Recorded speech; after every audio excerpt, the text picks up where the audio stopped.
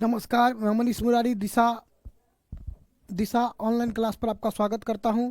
जैसा कि आपको पता है कि हम लोग डेली है ना सुबह 7 बजे क्लास 10th के एसएसटी का क्लास करते हैं। क्लास 10th के एसएसटी में हम लोग जो है पिछले क्लास में इतिहास पढ़े थे। इतिहास में जो चैप्टर नंबर 1 है ना, यूरोप में राष्ट्रवाद, वो पूरे चैप्टर को हम लोग पढ़ लिए थे। यूरोप में राष्ट्रवाद जो आपका चैप्टर है वो पूरे चैप्टर को हम लोग पढ़े थे और हम लोग देखे थे वहाँ पर फ्रांस की क्रांति के बारे में, इटली के एकीकरण के बारे में, जर्मनी के एकीकरण के बारे में, यूनान के स्वतंत्रता के बारे में, है ना, यूनान के स्वतंत्रता के बारे में। तो उस चैप्टर को हम लोग पढ़ लिए थे। ठीक है, आज हम लोग जो है क्या करने वाले हैं, आज हम लोग जो है ज्योग्राफी पढ़ने वाले हैं। आपको हम जैसा कि बताए थे कि हम लोग एक चैप्टर इतिहास पढ़ेंगे, तो फिर एक चैप्टर भूगोल भी पढ़ेंगे, उसके बाद फिर एक चैप्टर हम लोग पॉलिटिकल साइंस पढ़ेंगे, इकोनॉमिक्स पढ़ेंगे। तो इस तरीका से हम लोग पूरे सिलेबस को कंप्लीट करेंगे। ठीक है, तो आज हम लोग ज्योग्राफी पढ़ने वाले हैं और ज्योग्राफी का जो पहला चैप्टर है भारत संसाधन एवं उपयोग। भारत संसाधन एवं उपयोग, इसमें आपको पता है कि आपको कई चैप्टर यहाँ पे आपको पढ़ना है इस चैप्टर में। एक तो ये हो गया संसाधन का परिचय, हम लोग इस चैप्टर में पढ़ेंगे। फिर इसके बाद हम लोग देखते हैं तो मृदा संसाधन पढ़ना है। क्या पढ़ना है? मृदा संसाधन पढ़ना है। और फिर हम लोग जो है उसके बाद जो है ना, मृदा संसाधन के बाद जल संसाधन, वन संसाधन, खनिज संसाधन, शक्ति संसाधन, ये सारा संसाधन के बारे में हम लोग पढ़ेंगे, है ना। ये सारा संसाधन के बारे में हम लोग क्या करने वाले हैं, पढ़ने वाले हैं। ठीक है ना। चलिए, तो सारे संसाधन को हम लोग देखेंगे। तो संसाधन का जो आपका संसाधन का जो ये है, क्या है, संसाधन का आपका जो परिचय है ये है ना। इस चैप्टर को आप समझ लीजिएगा तो संसाधन का जो और चैप्टर है उसको समझना क्या होगा, थोड़ा आसान होगा, है ना। बैटरी डाउन है, थोड़ा आसान आपको होगा। ठीक है, तो स्टार्ट करते हैं। हम लोग देखते हैं संसाधन के इस चैप्टर को। नोट्स दे दीजिए सर प्लीज। नोट्स देखिए, पॉलिटिकल साइंस का और इकोनॉमिक्स का नोट्स मिल चुका है। एक के दिन में तो पूरा घोर घार के आप पी नहीं जाइएगा पूरा सब विषय। तो पॉलिटिकल साइंस और इकोनॉमिक्स तब तक आप तैयार करिए, फिर आपको हिस्ट्री और ज्योग्राफी भी मिल जाएगा। ठीक है, समझ गए, है ना। पॉलिटिकल साइंस और इकोनॉमिक्स का आपको नोट्स मिल चुका है। इकोनॉमिक्स का चेंज होकर के भी नोट्स मिल गया नया वाला, देखिएगा आप। इकोनॉमिक्स का जो है आपको न्यू नोट्स मिल चुका है ना। इकोनॉमिक्स का आपको न्यू नोट्स भी जो है मिल गया है।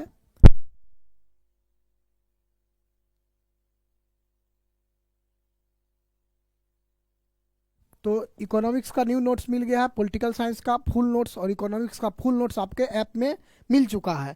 तो आप लोग उसको जा करके, है ना, उसको जा करके आप लोग कंप्लीट करिए, फिर बाद बाकी भी मिल जाएगा धीरे धीरे, है ना। अब एक के दिन में लेके क्या करिएगा, उसको घर में रख के अगरबत्ती दिखाइएगा नहीं ना। तो दो मिला है, दो को कंप्लीट करिए, फ्री मिलेगा, इसको कंप्लीट करिएगा। तो जो 100 बार आप लोग को बता चुके हैं, अच्छा बच्चा जो होता है वो ये नहीं देखता है कि हमको क्या मिला है, पहले मतलब क्या क्या मिला है वो उसको ये देखता है, उसको हमको कंप्लीट करना है। और जो मतलब जो अच्छा बच्चा नहीं होता है वो सिर्फ खाली ले करके किताब घर में जमा करते रहता है। एक कहावत है गांव में, भोट भोट भोट विद्यार्थी के बस्ता मोट, है ना, वही हाल है। तो मतलब जो गांव में जो कहा जाता है कि जो बच्चा कमजोर होता है वो क्या करता है, किताब उताब पूरा एकदम झोला में भर करके स्कूल ले जाता था। और जो तेज बच्चा है वो बस कुछ नहीं, एक किताब एक कॉपी लिया, मतलब बहुत कम किताब बहुत कम कॉपी लेकर के भी जाता था, उसके पास सीमित संसाधन होता था।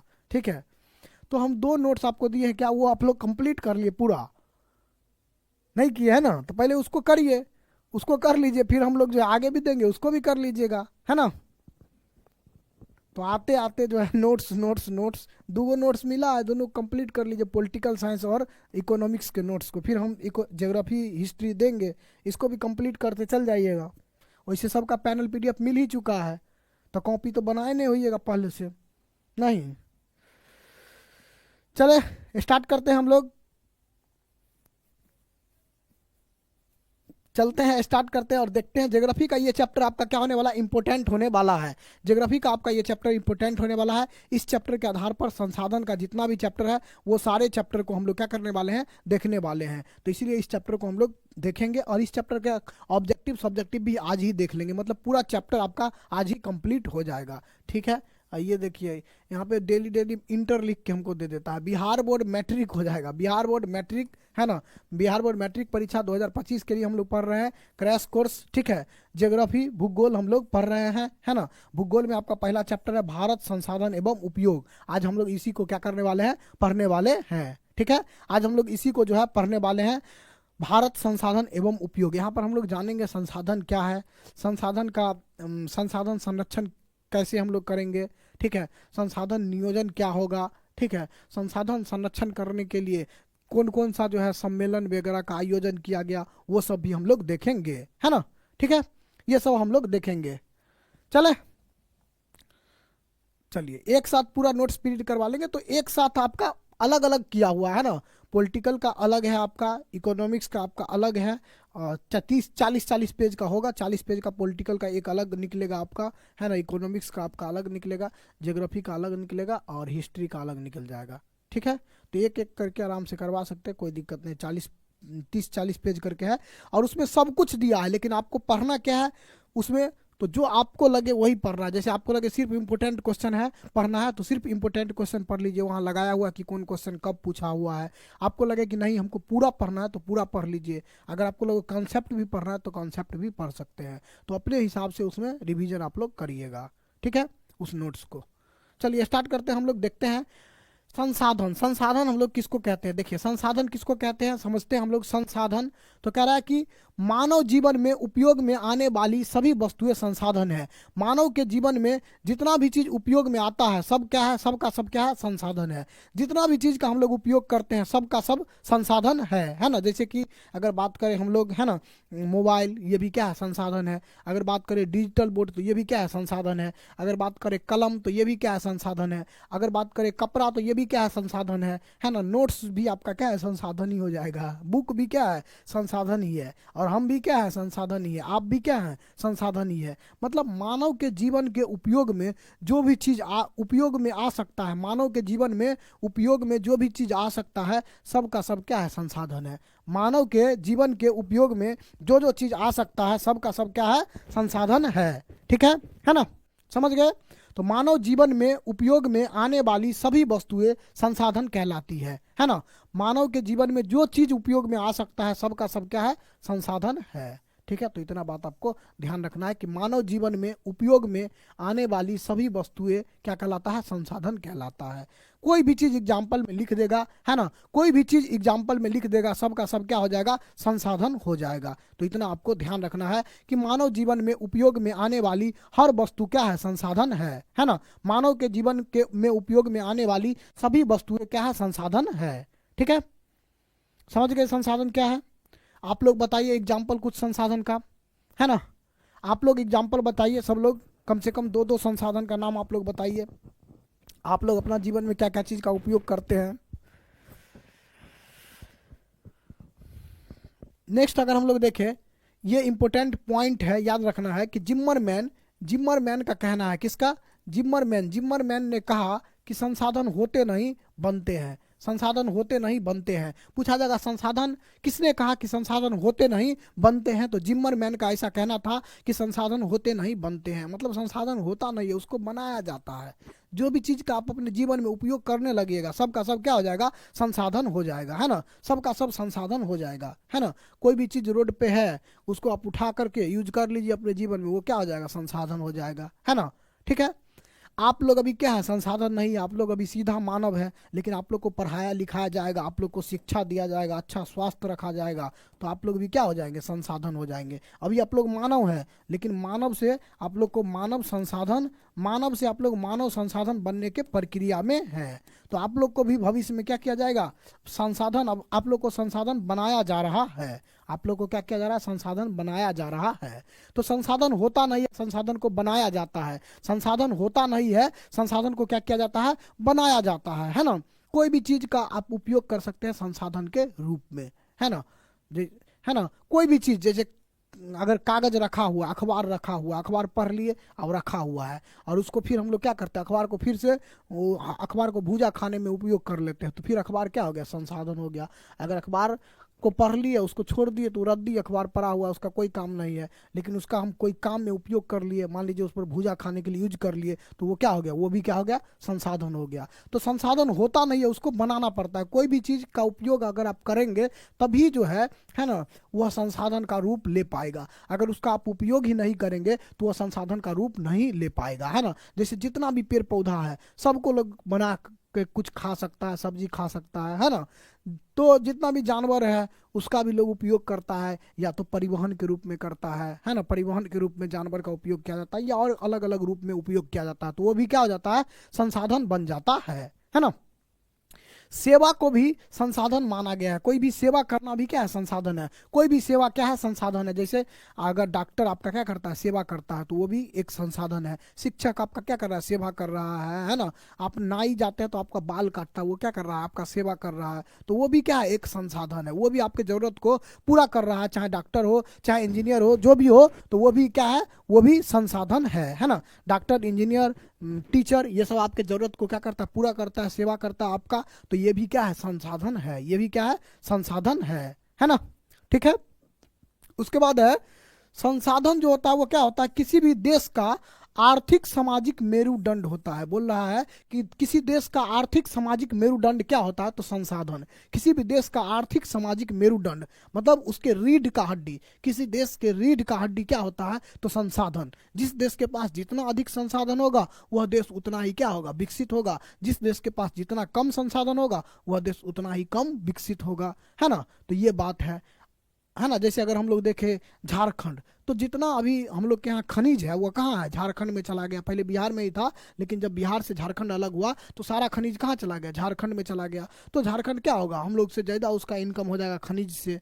और बिहार में क्या बचा, बिहार में बचा कृषि। क्या बचा, कृषि। तो प्राकृतिक संसाधन के मामले में हम लोग के यहाँ कृषि है, तो वहाँ खनिज है। लेकिन ऐसा नहीं है कि मतलब संसाधन नहीं है तो हम आगे नहीं बढ़ सकते हैं। संसाधन नहीं है फिर भी हम आगे बढ़ सकते हैं। कैसे बढ़ सकते हैं, जैसे राजस्थान बढ़ रहा है, जैसे गुजरात बढ़ रहा है, उन लोग के पास भी तो कुछ नहीं है, बंजर जमीन है, फिर भी वो लोग वहाँ पर फैक्ट्री लगा करके आगे बढ़ रहा है। तो इस तरीका से हम लोग भी आगे बढ़ सकते हैं, उसको बना करके। संसाधन होते नहीं बनते हैं। तो बिहार में अगर कुछ कमी है तो उसको क्या किया जा सकता है, बना करके, है ना, वहाँ आगे बढ़ा जा सकता है। तो ये पॉइंट याद रखिएगा। ऑब्जेक्टिव के लिए संसाधन होते नहीं बनते हैं, किसका कहना है, संसाधन होते नहीं बनते हैं, किसका कहना है, तो ये कहना है जिम्मरमैन का, है ना। जिम्मरमैन का कहना है कि संसाधन होते नहीं बनते हैं। ठीक है ना।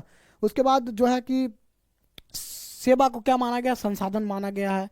और संसाधन किसी देश का क्या होता है, तो आर्थिक सामाजिक मेरुदंड होता है, मतलब रीढ़ का हड्डी होता है। किस संसाधन किसी भी देश का आर्थिक सामाजिक मेरुदंड होता है, मतलब रीढ़ का क्या होता है, हड्डी होता है। ठीक है, समझ गए संसाधन। चलिए आगे हम लोग संसाधन के प्रकार को देखते हैं, है ना। संसाधन के आगे हम लोग क्या देखेंगे, संसाधन के, है ना, विभिन्न प्रकार को आगे हम लोग देखेंगे। ठीक है, चलिए तो देखते हैं हम लोग संसाधन के अलग अलग प्रकार के बारे में हम लोग चर्चा करते हैं। क्या क्या कमेंट में है। मेरुदंड क्या होता है, मेरुदंड का मतलब समझिए रीढ़ का हड्डी। क्या हो जाएगा, रीढ़ का हड्डी आपको समझना है। मेरुदंड का मतलब क्या समझना है, रीढ़ का हड्डी, है ना। मेरुदंड का मतलब रीढ़ का हड्डी समझ लीजिए। ठीक है, चले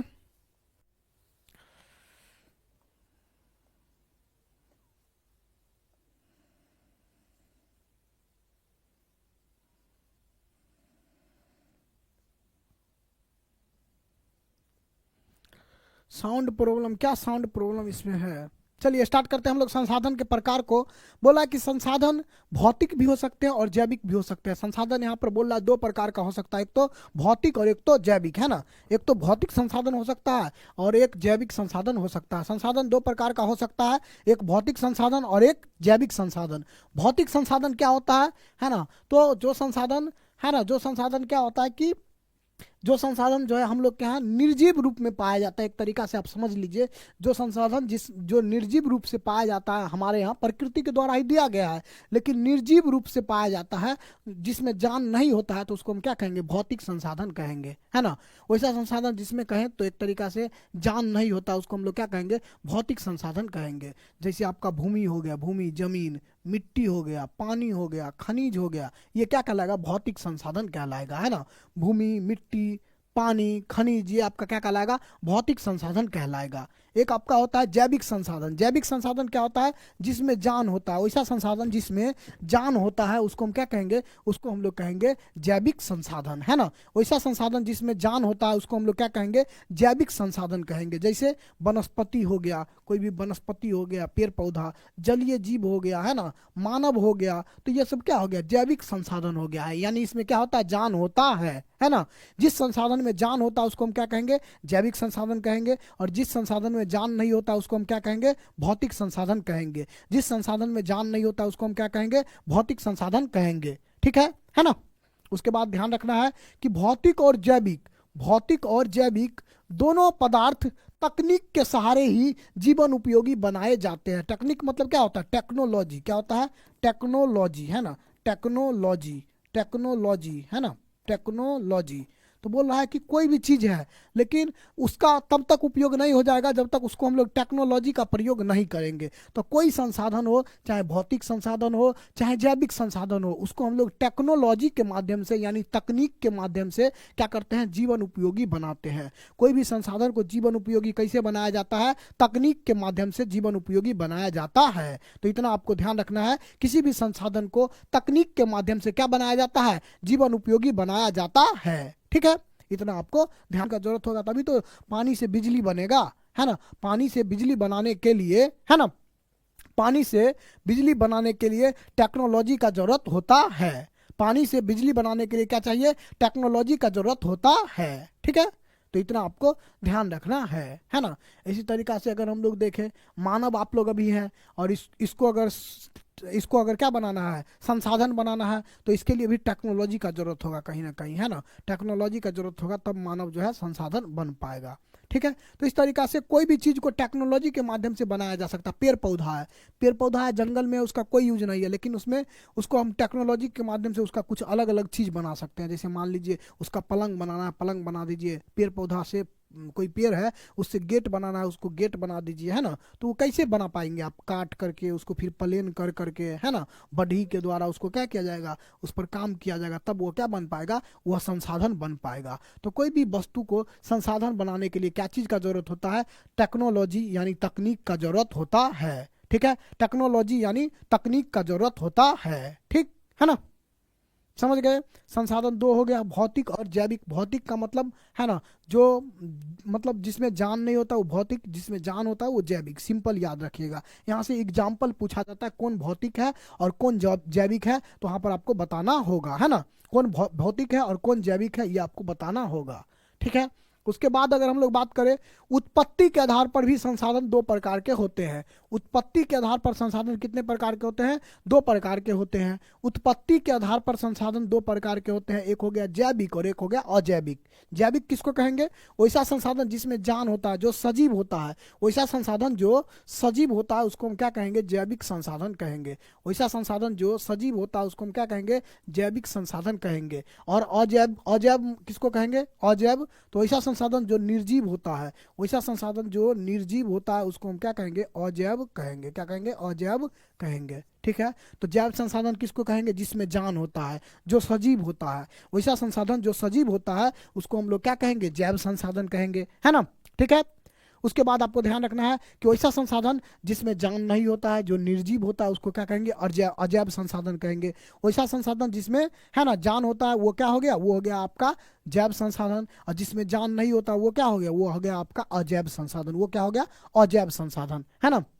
जैव का बात करें तो जान किस में होता है? मनुष्य में जान होता है, जीव जंतु में जान होता है, पेड़ पौधा में जान होता है। तो ये क्या हो गया? जैव संसाधन हो गया, है ना। मनुष्य, जीव जंतु, पेड़ पौधा ये सब क्या है? सजीव है। तो ये हो गया आपका जैव संसाधन। क्या हो गया? जैव संसाधन हो गया, है ना।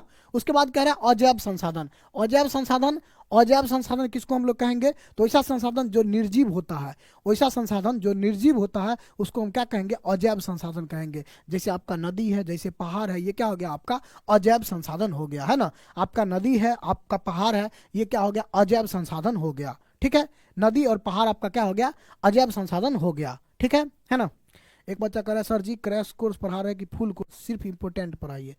देखिए, कुछ ऐसा चीज ही नहीं है जिसको हम इम्पोर्टेंट से हटा सकते हैं। हाँ, इसका अब इम्पोर्टेंट यही कर रहे हैं कि इसमें आप परिभाषा आपको हम नहीं बता रहे हैं, सिर्फ सिंपल बता करके और समझा रहे हैं, है ना। आपको अधिकांश चीज़ पढ़ना होगा, पहले ही क्लास में हम बता चुके हैं आपको कि मतलब जो है ना, आपको क्या करना होगा, पढ़ना तो पूरा होगा, ठीक है, पढ़ना तो पूरा होगा, हाँ, लेकिन उसको शॉर्टकट में हम लोग पढ़ने का प्रयास करेंगे। जो चीज़ पहले 4 क्लास में पढ़े थे उसी को हम लोग 1 क्लास में पढ़ेंगे, है ना। ये चीज़ हम लोग कर रहे हैं, ये नहीं कि मतलब कुछ छोड़ के ही पढ़ लीजिए, सिर्फ आधा चैप्टर ही पढ़ लीजिए, ऐसा संभव नहीं है। यहाँ से आपका क्वेश्चन आता है, ठीक है, तो इसलिए इसको प्रकार को पढ़ाना जरूरी है। अब बच्चा का कहना है कि सर प्रकार नहीं पढ़ाइए, लेकिन आप एग्जाम में जो बच्चा क्वेश्चन देखे होंगे उनको पता होगा, पूछा जाएगा मनुष्य कौन सा संसाधन है, तो वहाँ आप कहाँ से बताइएगा, वहाँ आप कपार पीटिएगा, है ना। मनुष्य कौन सा संसाधन है, पूछेगा कि नहीं पूछेगा, तो यहाँ तो आपको हमको बताना होगा, समझाना होगा, तभी तो आप समझिएगा ना मनुष्य कौन सा संसाधन है। कि खाली आप रट्टा मार लीजिएगा मनुष्य जैब मनुष्य जैब मनुष्य जैब,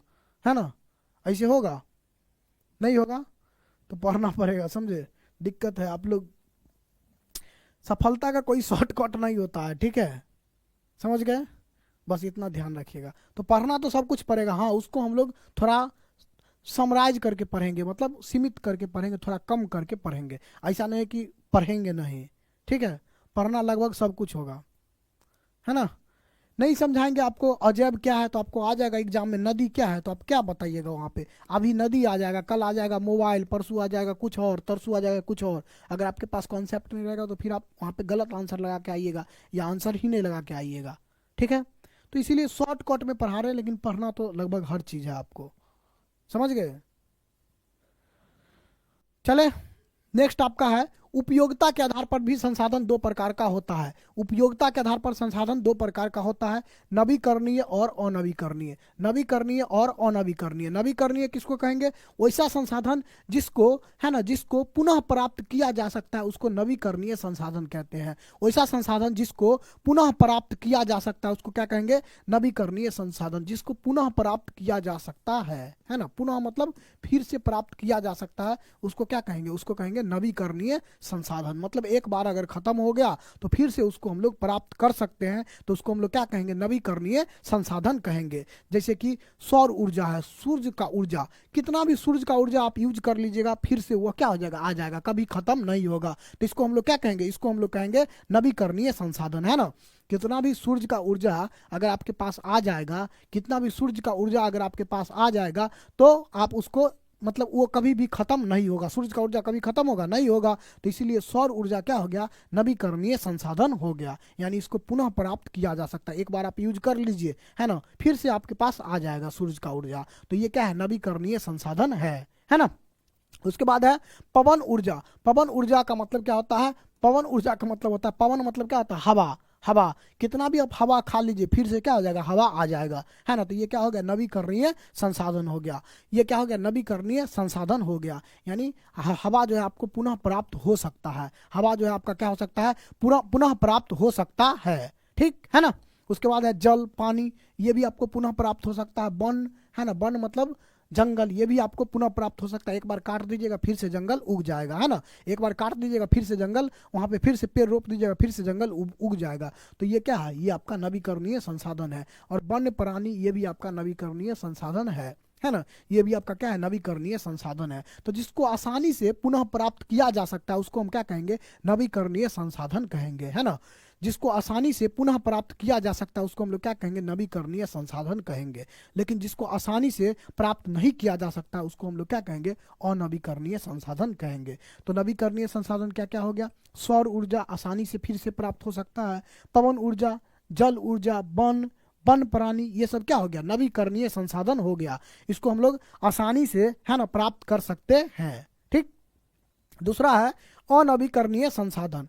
अनवीकरणीय संसाधन किसको कहेंगे, तो धातु हो गया। धातु, धातु जैसे कोई भी धातु है तो उसको, सोना चांदी ये सब, इसको बनने में बहुत समय लगता है। एक बार अगर खत्म हो गया तो फिर उसको बनने में बहुत लंबा समय लगेगा। यानी जिसको आसानी से पुनः प्राप्त नहीं किया जा सकता उसको हम क्या कहेंगे, अनवीकरणीय संसाधन। मतलब इसको पुनः नहीं प्राप्त किया जा सकता है, मतलब बहुत आसानी से नहीं किया जा सकता है, एक बार खत्म तो खत्म, है ना। जैसे कोई धातु हो गया, सोना चांदी तांबा ये सब, एक बार जहाँ पे मिला फिर दोबारा मतलब वहाँ पे बनेगा लेकिन बहुत अधिक समय लगता है, ठीक है। उसके बाद जीवाश्म ईंधन हो गया, कोयला, पेट्रोल, ये सब है ना, ये सब जो हो गया आपका क्या हो गया, अनवीकरणीय संसाधन हो गया। ये सब क्या हो जाएगा, अनवीकरणीय संसाधन हो जाएगा। ठीक है, तो इतना आपको ध्यान रखना। अनवीकरणीय में क्या क्या आ जाएगा, धातु और जीवाश्म ईंधन।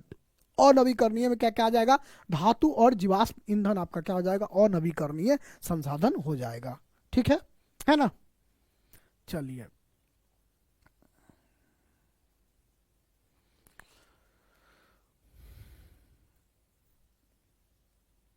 आगे हम लोग चले। अब देखो, नवीकरणीय को फिर से दो भागों में बांट दिया गया। नवीकरणीय को फिर से दो भागों में बांट दिया गया है। नवीकरणीय मतलब जिसको पुनः प्राप्त किया जा सकता है, वो भी दो प्रकार का होता है। नवीकरणीय संसाधन भी क्या होता है, दो प्रकार का होता है। एक होता है सतत प्रवाह संसाधन, जैसे जो लगातार चलते रहता है, लगातार चलते रहता है, वो क्या हो जाएगा, सतत प्रवाह संसाधन। जैसे जल है और पवन है, ये क्या आपको लगातार चलते रहता है, तो ये क्या हो गया, सतत प्रवाह संसाधन हो गया, है ना। और उसके बाद एक हो गया जैव संसाधन, इसमें आ जाता है जो मतलब जिसमें जान होता है, जैसे वन और वन्य जीव, है ना। तो ये भी नवीकरणीय संसाधन का क्या है, हिस्सा है। एक हो गया सतत प्रवाह और एक हो गया जैव। एक हो गया सतत प्रवाह और एक हो गया जैव, दोनों नवीकरणीय संसाधन में आ जाता है ना। जैसे सौर ऊर्जा, जल, पवन ऊर्जा, ये सब क्या हो गया, सतत प्रवाह संसाधन हो गया। लेकिन आपका वन्य जीव, है ना, मनुष्य, ये सब क्या हो गया, ये सब आपका हो गया, है ना। ये सब आपका क्या हो जाएगा, ये सब आपका हो जाएगा, है ना। ये सब आपका क्या हो जाएगा, ये सब हो जाएगा आपका जैव संसाधन। ठीक है, अब आप लोग बताइएगा मनुष्य कौन सा संसाधन होगा, नवीकरणीय कि अनवीकरणीय। मनुष्य जो है ये कौन सा संसाधन होगा, नवीकरणीय कि अनवीकरणीय, है ना। मनुष्य जो है कौन सा संसाधन होगा, नवीकरणीय या अनवीकरणीय, है ना। चले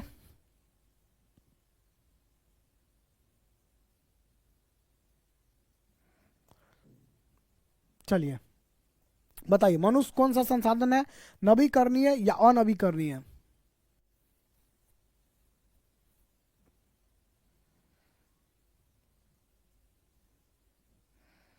चलिए देखिए, सबसे पहले बता देखते हैं किसका आंसर आता है। मनुष्य जो है कौन सा संसाधन है, बहुत ईजी है। मनुष्य जो है क्या हो जाएगा, है ना, मनुष्य जो आपका क्या हो जाएगा, नवीकरणीय हो जाएगा, है ना। कैसे, तो मनुष्य को प्राप्त करना आसान है ना, बस 9 महीना का समय लगता है। तो इसमें ये इसको प्राप्त करना क्या आसान है। अभी देख रहे हैं आप लोग, सबसे ज़्यादा जनसंख्या तो मनुष्य का ही है, सब संसाधन कम ही है, मनुष्य जो है वो क्या है, ज़्यादा है ना। तो ये आराम से नवीकरणीय हो गया, मतलब जिसमें जिसमें जिसको भी प्राप्त करना इजी है, आसान है, वह क्या है, नवीकरणीय। जिसको प्राप्त करना मुश्किल है, वह जो है अनवीकरणीय है।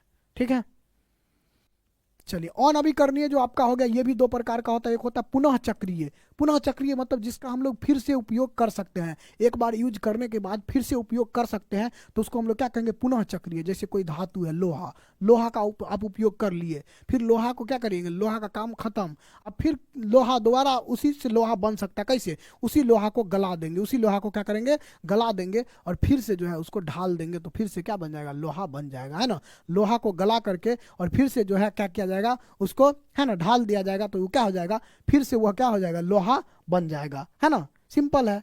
तो लोहा से लोहा को प्राप्त करना क्या आसान है।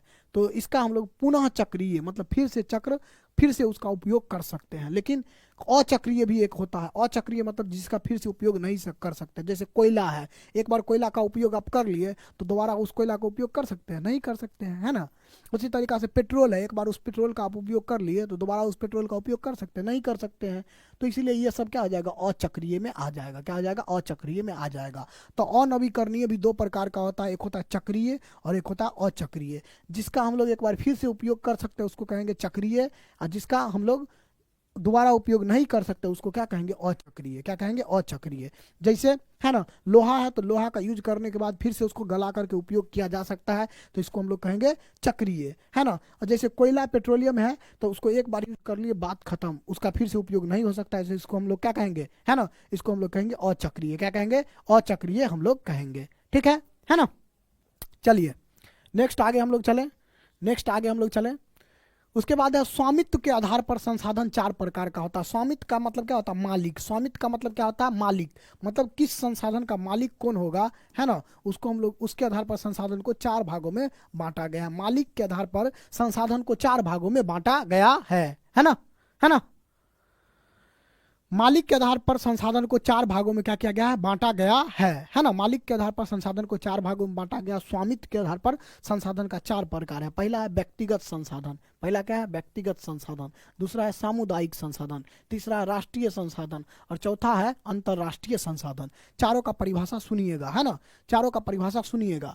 व्यक्तिगत संसाधन किसको कहेंगे, वैसा संसाधन जिस पर किसी खास व्यक्ति का अधिकार हो उसको हम लोग क्या कहेंगे, व्यक्तिगत संसाधन कहेंगे, है ना। वैसा संसाधन जिस पर किसी खास व्यक्ति का अधिकार हो उसको हम लोग क्या कहेंगे, व्यक्तिगत संसाधन कहेंगे। क्या कहेंगे, व्यक्तिगत संसाधन कहेंगे, है ना। वैसा संसाधन जिस पर किसी खास व्यक्ति का अधिकार हो उसको क्या कहेंगे, व्यक्तिगत संसाधन कहेंगे। जैसे आपका जमीन है तो आपका जमीन पर किसका अधिकार होगा, आप ही का अधिकार होगा।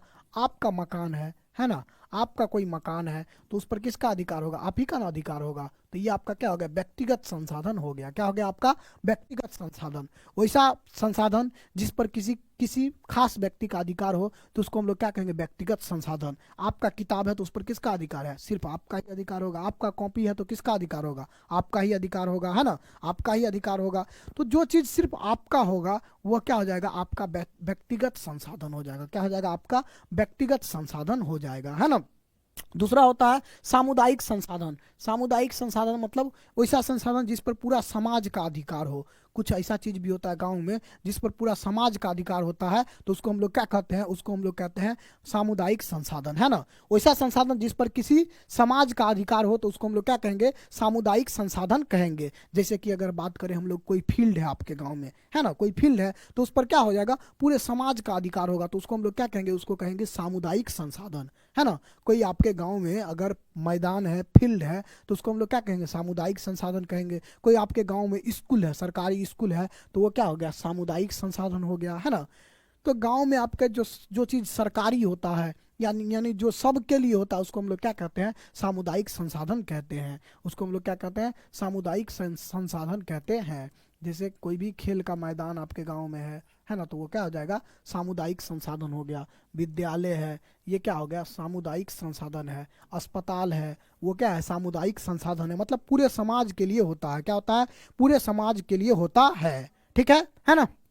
उसके बाद है राष्ट्रीय संसाधन। राष्ट्रीय संसाधन हम लोग किसको कहेंगे, राष्ट्रीय संसाधन किसको कहेंगे, वैसा संसाधन जिस पर देश का अधिकार हो। वैसा संसाधन जिस पर क्या हो, पूरे देश का अधिकार हो, है ना। वैसा संसाधन जो मतलब देश के अंदर पाए जाने वाले सभी संसाधन को क्या कहेंगे, राष्ट्रीय संसाधन कहेंगे, है ना।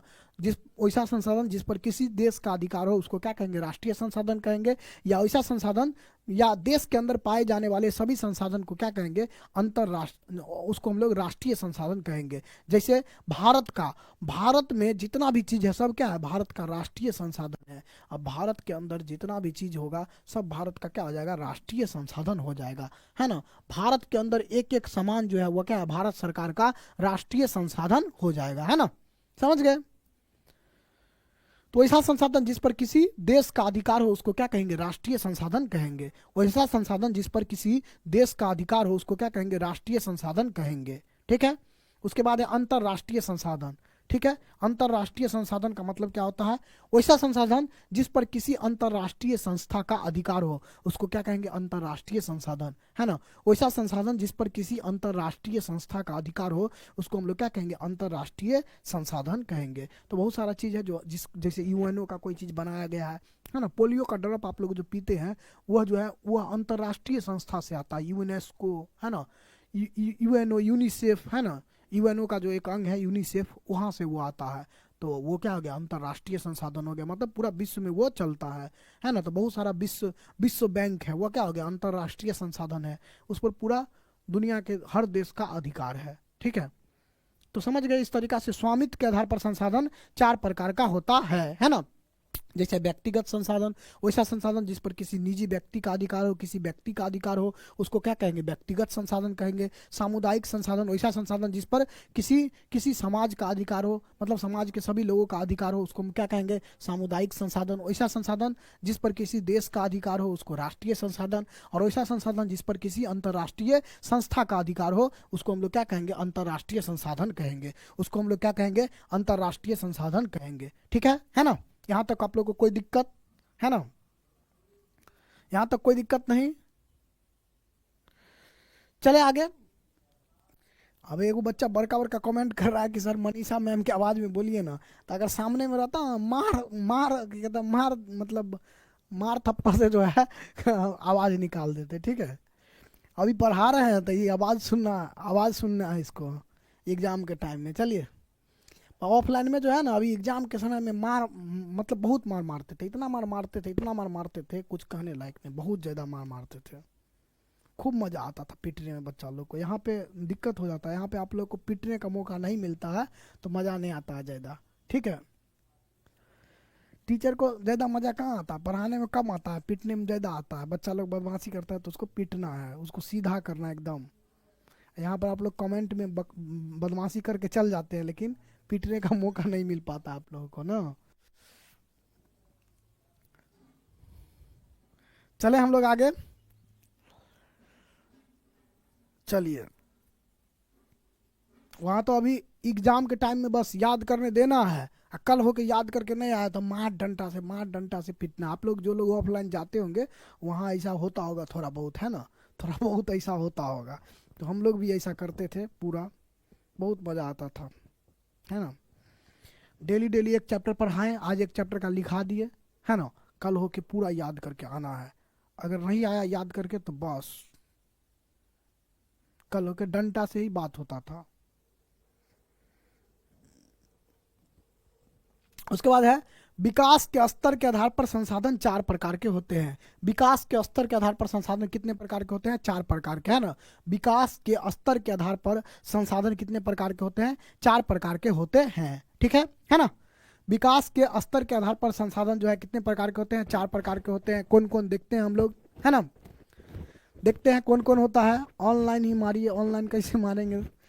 चलिए, विकास के स्तर के आधार पर चार प्रकार का संसाधन, एक हो गया संभावित संसाधन, दूसरा हो गया विकसित संसाधन, तीसरा हो गया भंडारण संसाधन, और चौथा हो गया संचित कोष संसाधन। चौथा क्या हो गया? संचित कोष संसाधन, है ना। थोड़ा थोड़ा चारों में अंतर है, देखिएगा, आराम से समझिएगा, है ना।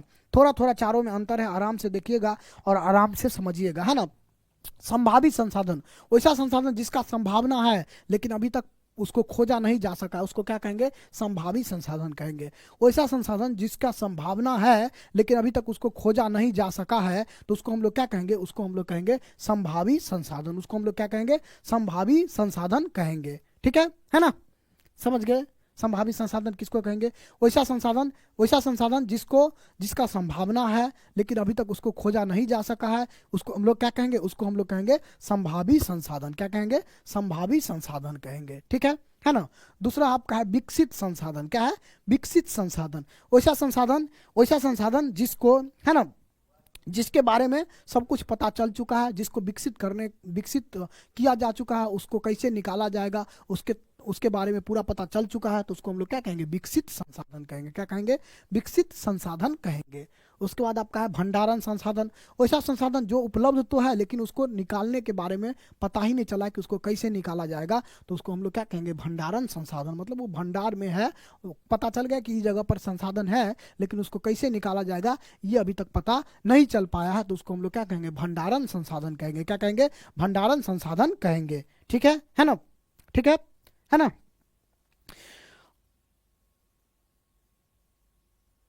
और उसके बाद संचित कोष संसाधन में क्या हो गया? ऐसा संसाधन जिसके बारे में पता भी है, जिसको निकाला भी जा सकता है लेकिन अभी उसको निकाला नहीं जा रहा है, भविष्य के लिए रखा गया है, तो उसको कहेंगे संचित कोष संसाधन। क्या कहेंगे? संचित कोष संसाधन। क्या कहेंगे? संचित कोष संसाधन। तो ये चारों में थोड़ा थोड़ा अंतर है ना, चारों में थोड़ा थोड़ा अंतर है, बस आप समझ लीजिए, है ना, समझ लीजिए एक बार और देखिएगा। पहला है संभावित संसाधन, मतलब जिसका संभावना है लेकिन अभी तक निकाला नहीं गया है, तो उसको क्या कहेंगे? संभावित संसाधन। है भी कि नहीं पता नहीं, कहाँ है कहाँ नहीं, तो उसको हम लोग कहेंगे संभावित संसाधन। विकसित संसाधन मतलब जिसके बारे में पता चल चुका है और उसको कैसे निकाला जाएगा, तो उसको हम लोग क्या कहेंगे? विकसित संसाधन कहेंगे। क्या कहेंगे? विकसित संसाधन कहेंगे। उसके बाद है भंडारण संसाधन, वैसा संसाधन जिसका तो पता तो चल चुका है लेकिन उसके निकालने की विधि का पता नहीं चला है, उसको कैसे यूज किया जाएगा उसके तकनीक का पता नहीं चला है, तो उसको कहेंगे भंडारण संसाधन। और ये हो गया जिसके बारे में सब कुछ पता है लेकिन निकाला नहीं जा रहा है जिसको, तो उसको हम लोग कहेंगे संचित कोष संसाधन। क्या कहेंगे? संचित कोष संसाधन कहेंगे। ठीक है ना, समझ गए। इतना तक में कोई दिक्कत आप लोगों को? इतना तक में कोई दिक्कत आप लोगों को?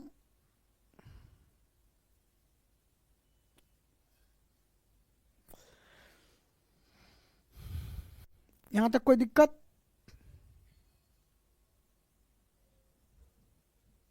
चलिए, कोई दिक्कत नहीं है। तो संसाधन का सारा प्रकार खत्म। संसाधन का सारा प्रकार क्या हो गया? खत्म हो गया। हम लोग समझ लिए, है ना। अब हम लोग चलते हैं कुछ उससे रिलेटेड परिभाषा पे, है ना। कुछ परिभाषा हम लोग देखते हैं, जो छोटा छोटा परिभाषा है संसाधन से रिलेटेड, उसको हम लोग को देखना जरूरी है, वहां से आ सकता है। संसाधन नियोजन क्या होता है? नियोजन का मतलब होता है प्लान। क्या होता है? प्लान। तो संसाधन नियोजन किसको कहेंगे, है ना। संसाधन नियोजन किसको कहेंगे? तो संसाधन को, है ना, विवेकपूर्ण उपयोग करना, संसाधन का विवेकपूर्ण उपयोग करना संसाधन नियोजन कहलाता है। मतलब संसाधन को विवेकपूर्ण उपयोग करना। विवेक का मतलब होता है बुद्धि से उपयोग करना।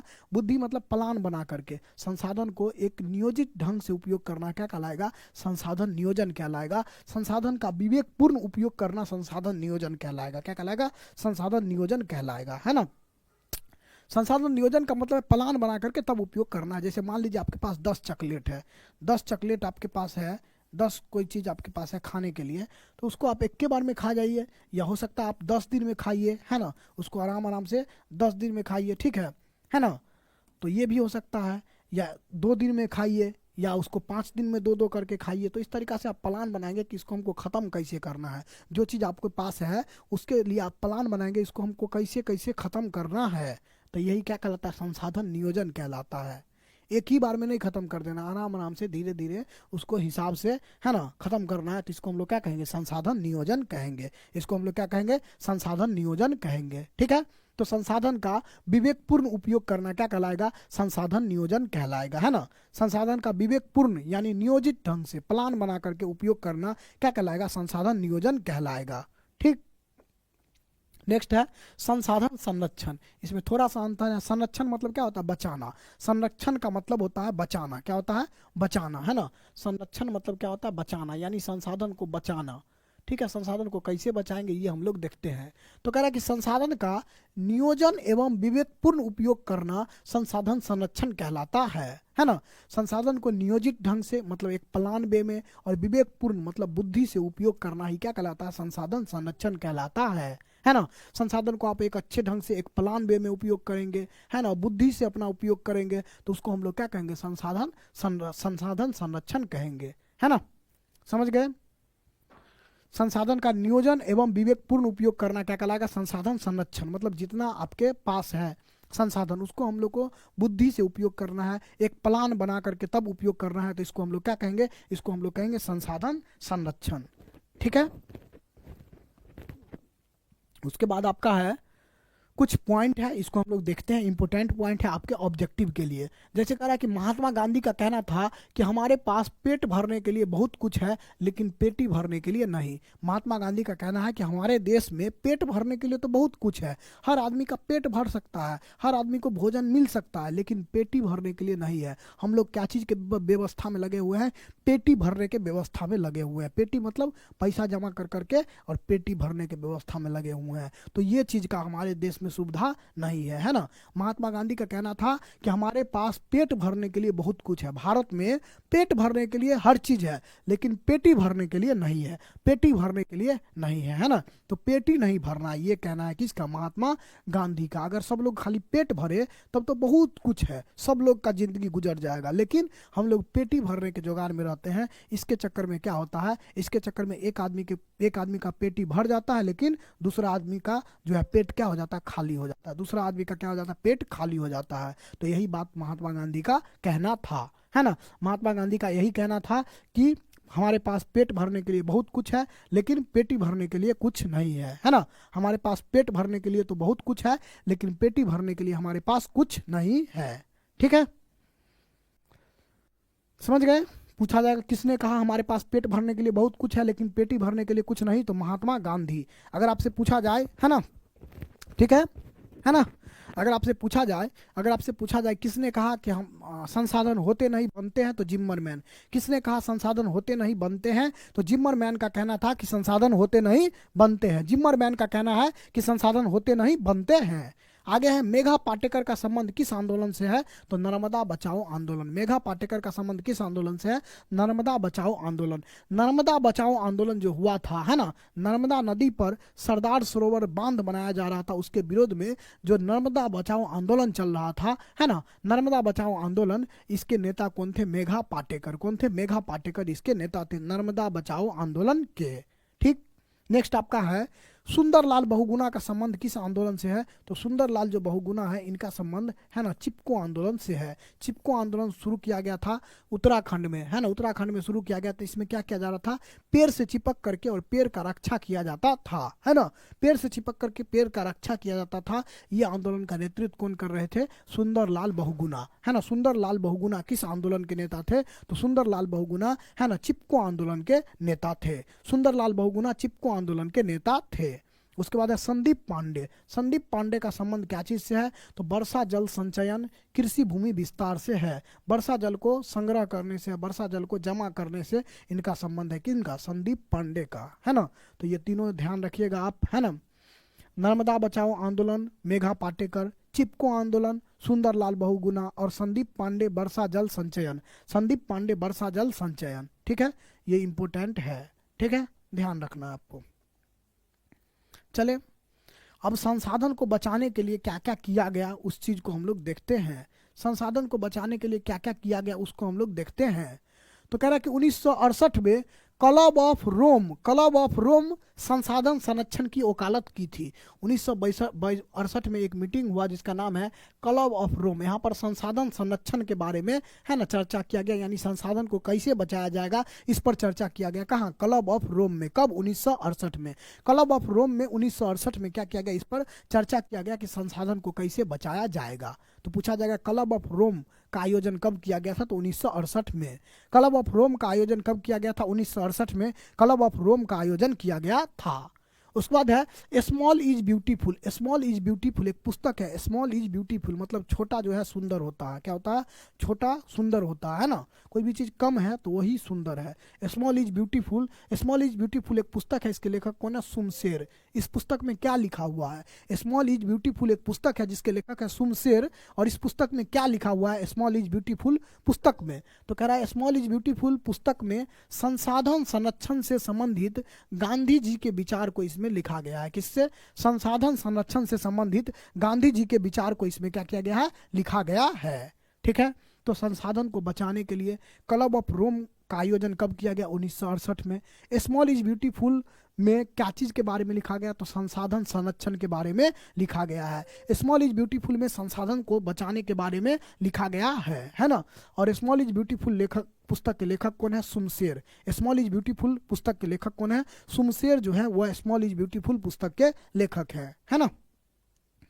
नेक्स्ट आपका है कि हमारा साझा भविष्य, our common future. Our common future English में भी इसको पूछा जाता है, आवर कॉमन फ्यूचर, है ना। आवर कॉमन फ्यूचर रिपोर्ट जो है सतत विकास और संसाधन संरक्षण पर बल दिया गया है ना। इस रिपोर्ट में क्या चीज पर बल दिया गया है, तो संसाधन को बचाने पर, संसाधन को संरक्षण पर बल दिया गया है। पूछा जाएगा हमारा साझा भविष्य रिपोर्ट क्या चीज से संबंधित है, तो संसाधन संरक्षण से संबंधित है। हमारा साझा भविष्य रिपोर्ट क्या चीज से संबंधित है, संसाधन संरक्षण से संबंधित है ना, ठीक है। या अगर आपसे पूछा जाए कि हमारा आवर कॉमन फ्यूचर रिपोर्ट क्या चीज से संबंधित है, तो संसाधन संरक्षण से संबंधित है ना। हमारा कॉमन फ्यूचर रिपोर्ट क्या चीज से संबंधित है, तो ये भी संसाधन को संरक्षण से संबंधित है, ठीक। नेक्स्ट कह रहा है कि पर्यावरण को बचाने के लिए सबसे पहले स्टॉकहोम में, सबसे पहले कहाँ, स्टॉकहोम में, है ना, विश्व शिखर सम्मेलन 1972 में आयोजित किया गया। बहुत इंपॉर्टेंट है, पूछा जाएगा विश्व शिखर सम्मेलन का आयोजन कब किया गया, तो 1972 में किया गया। कहाँ किया गया, तो स्टॉकहोम में किया गया। कहाँ किया गया, तो स्टॉकहोम में किया गया था, है ना। विश्व शिखर सम्मेलन का आयोजन, पहला विश्व शिखर सम्मेलन का आयोजन कब किया गया, 1972 ईस्वी में किया गया। कहाँ किया गया, तो स्टॉकहोम में किया गया। कहाँ किया गया, तो स्टॉकहोम में किया गया, ठीक है ना। आगे है पर्यावरण दिवस हम लोग कब मनाते हैं, 5 जून को। बहुत इंपॉर्टेंट क्वेश्चन, पर्यावरण दिवस कब मनाया जाता है, 5 जून को पर्यावरण दिवस मनाया जाता है। 5 जून को क्या मनाया जाता है, पर्यावरण दिवस मनाया जाता है ना। 5 जून को पर्यावरण दिवस मनाया जाता है, ठीक। तो तो इस तरीक़ा से हम लोग इम्पोर्टेंट जो कुछ पॉइंट था इस पर एक चर्चा कर लिए, है ना, जिसको ध्यान रखना है आपको। यहाँ से क्वेश्चन आता है कि किसने कहा था हमारे पास पेट भरने के लिए बहुत कुछ है लेकिन पेटी भरने के लिए कुछ नहीं? महात्मा गांधी। नर्मदा बचाओ आंदोलन का संबंध मेघा पाटेकर से। चिपको आंदोलन सुंदरलाल बहुगुणा। वर्षा जल संचयन संदीप पांडे। वर्षा जल संचयन Sandeep Pandey. Club of Rome 1968। Small is beautiful पुस्तक के लेखक सुमशेर। और स्मॉल इज ब्यूटीफुल पुस्तक कैची से संबंधित है? तो संसाधन संरक्षण से। कैची से? संसाधन संरक्षण से। हमारा साझा भविष्य report, our common future report, संसाधन संरक्षण से संबंधित है ना। और प्रथम विश्व शिखर सम्मेलन का आयोजन कब किया गया था? विश्व शिखर सम्मेलन का आयोजन 1972 में स्टॉकहोम में किया गया था। विश्व शिखर सम्मेलन का आयोजन 1972 में स्टॉकहोम में किया गया था, है ना। ठीक है। पर्यावरण दिवस कब मनाया जाता है? 5 जून को पर्यावरण दिवस मनाया जाता है। पर्यावरण दिवस कब मनाया जाता है? 5 जून को पर्यावरण दिवस मनाया जाता है। चलो, तुम लोग तो यहाँ पर लिखा गया है 1992, तो 192, तो दिक्कत हो है। यहाँ लिखा है ना, यहाँ तो लिखा ही है सही, कभी कभी गलती लिखा जाता है। चले, नेक्स्ट कुछ परिभाषा, इसको हम लोग देखते हैं, है ना। कुछ परिभाषा है उसको हम लोग देखते हैं। चलिए,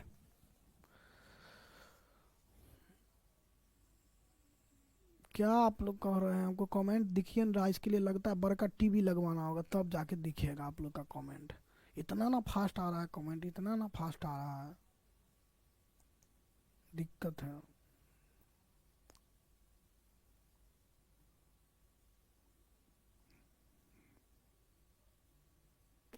चले, फालतू कमेंट नहीं करिए, फालतू वाला को ब्लॉक भी करेंगे, देखेंगे तो। हाँ, काम का बात।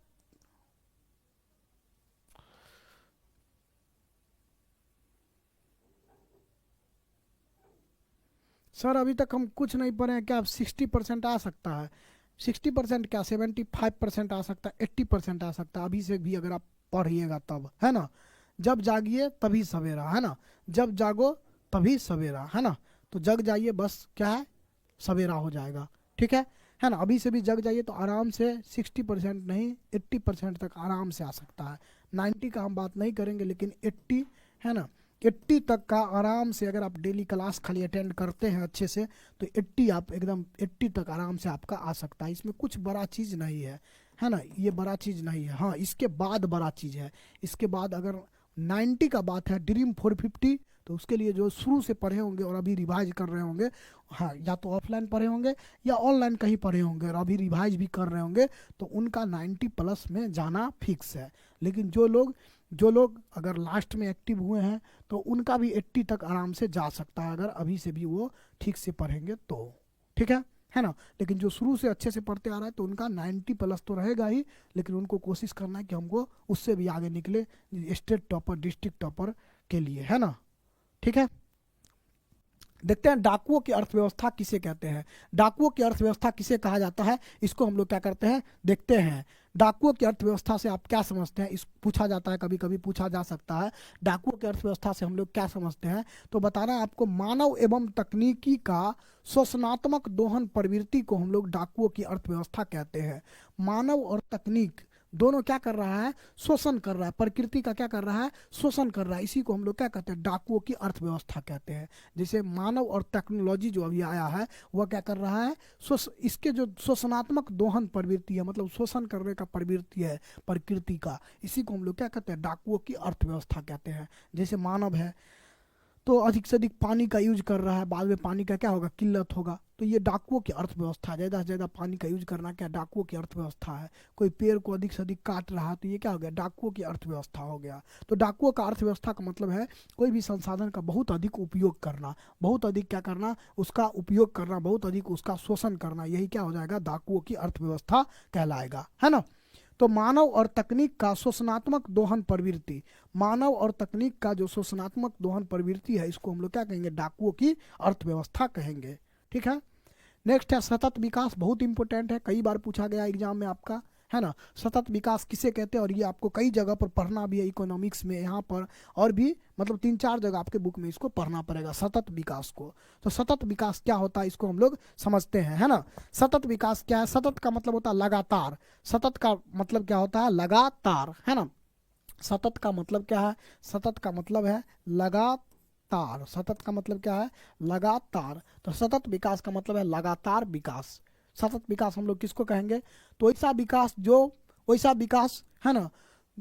सतत विकास मतलब क्या आ जाएगा, लगातार विकास। वैसा विकास जो वर्तमान के साथ साथ है ना आने वाला पीढ़ी को भी ध्यान में रखकर किया जाता है, तो उसको हम लोग क्या कहते हैं, सतत विकास कहते हैं। वैसा विकास जो वर्तमान के साथ साथ आने वाला पीढ़ी को भी ध्यान में रख करके किया जाता है, तो उसको हम लोग क्या कहते हैं, सतत विकास। मतलब वर्तमान के साथ साथ भविष्य को भी ध्यान में रख करके हम लोग जो विकास करेंगे उसी को हम लोग क्या कहेंगे, सतत विकास कहेंगे। तो सिंपल परिभाषा आपका यही होगा कि वैसा विकास जो वर्तमान के साथ साथ आने वाला भविष्य को भी ध्यान में रख करके किया जाता है, उसको हम लोग क्या कहेंगे, सतत विकास कहेंगे। यानी वर्तमान के साथ साथ भविष्य को भी ध्यान रखना है ना। अपने साथ साथ अपने है ना अपना आने वाला जो बाल बच्चा है उसका भी ध्यान रखना आप लोग को। तो ये विकास क्या कहलाएगा, सतत विकास, है ना।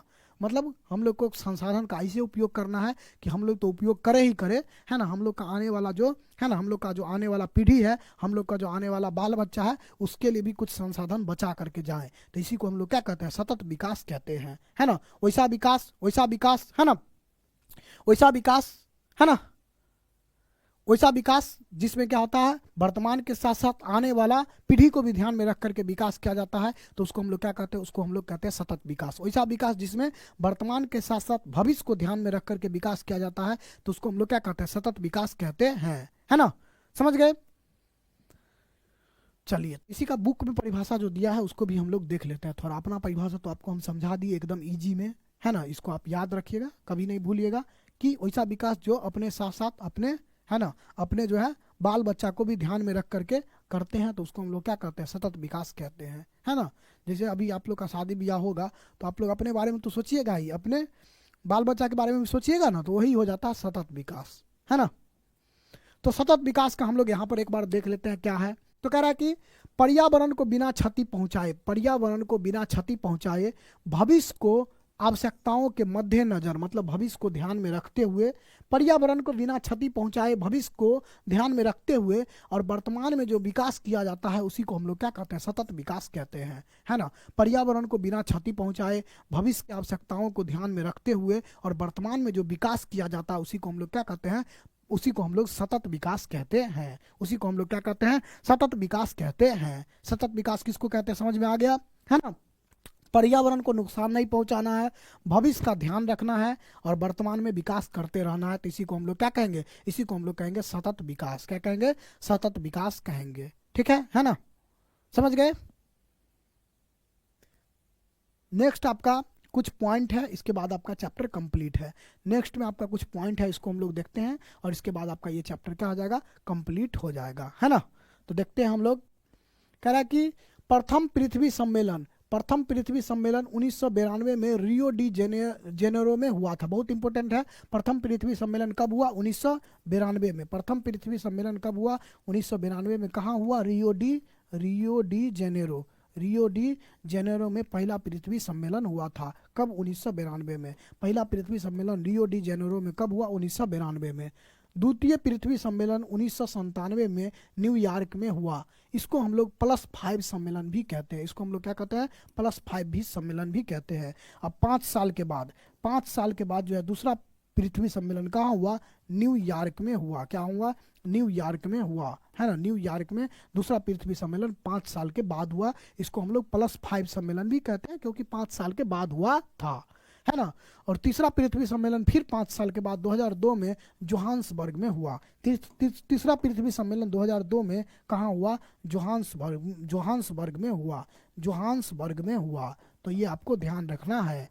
पहला पृथ्वी सम्मेलन कब हुआ, 1992 में। कहाँ हुआ, रियो डी जेनेरो में। दूसरा पृथ्वी सम्मेलन कब हुआ, 1997 में। कहाँ हुआ, न्यूयॉर्क में। तीसरा पृथ्वी सम्मेलन कब हुआ, 2002 में। कहाँ हुआ, जोहान्सबर्ग में। तो तीनों आपको ध्यान रखना है। पहला 1992, दूसरा 1997, तीसरा 2002। पहला रियो डी जेनेरो, दूसरा न्यूयॉर्क, तीसरा जोहान्सबर्ग। पहला है ना रियो डी जेनेरो, दूसरा न्यूयॉर्क और तीसरा आपका जोहान्सबर्ग। ठीक है, तीनों आपको ध्यान रखना है। अब ये तीनों सम्मेलन के बारे में थोड़ा सा और जानकारी प्राप्त कर लीजिए।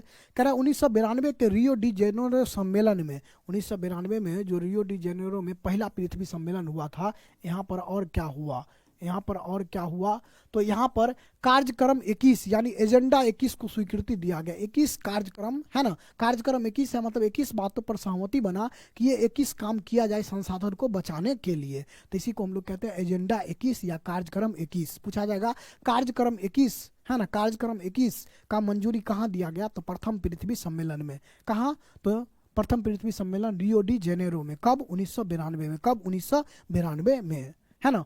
उसके बाद 1997 में जापान के क्योटो में, 1997 में जापान के क्योटो में पृथ्वी को ग्लोबल वार्मिंग से बचाने के लिए, पृथ्वी को ग्लोबल वार्मिंग से बचाने के लिए क्योटो सम्मेलन का आयोजन हुआ था। पूछा जाएगा क्योटो सम्मेलन का आयोजन, है ना, कहाँ कब हुआ, 1997 में हुआ क्योटो सम्मेलन का आयोजन, जापान के क्योटो शहर में हुआ था। क्यों हुआ था, तो पृथ्वी को ग्लोबल वार्मिंग से बचाने के लिए हुआ था, है ना, पृथ्वी को ग्लोबल वार्मिंग से बचाने के लिए हुआ था। उसके बाद है क्योटो सम्मेलन को विश्व पर्यावरण सम्मेलन भी हम लोग कहते हैं या ग्रीन हाउस सम्मेलन भी कहते हैं। क्योटो सम्मेलन को विश्व पर्यावरण सम्मेलन भी कहा जाता है या ग्रीन हाउस सम्मेलन भी कहा जाता है। 1997 में जो क्योटो सम्मेलन हुआ पृथ्वी को ग्लोबल वार्मिंग से बचाने के लिए, इसको हम लोग क्या कहेंगे, विश्व पर्यावरण सम्मेलन भी कहेंगे या ग्रीन हाउस सम्मेलन भी कहेंगे। इसको हम लोग विश्व पर्यावरण सम्मेलन भी कहेंगे या ग्रीन हाउस सम्मेलन भी कहेंगे। ठीक है, तो ये पूरा चैप्टर आपका कंप्लीट हो गया, है ना, ये पूरा चैप्टर आपका क्या हो गया, कंप्लीट हो गया, है ना। अब हम लोग चलते हैं इसके क्वेश्चन आंसर के तरफ। ठीक है, इसके क्वेश्चन आंसर के तरफ हम लोग चलते हैं।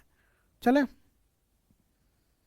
कोई दिक्कत नहीं, देखते हैं अब क्वेश्चन आंसर इसका, क्वेश्चन बैंक का, और कुछ एक्स्ट्रा भी रहेगा थोड़ा बहुत, है ना।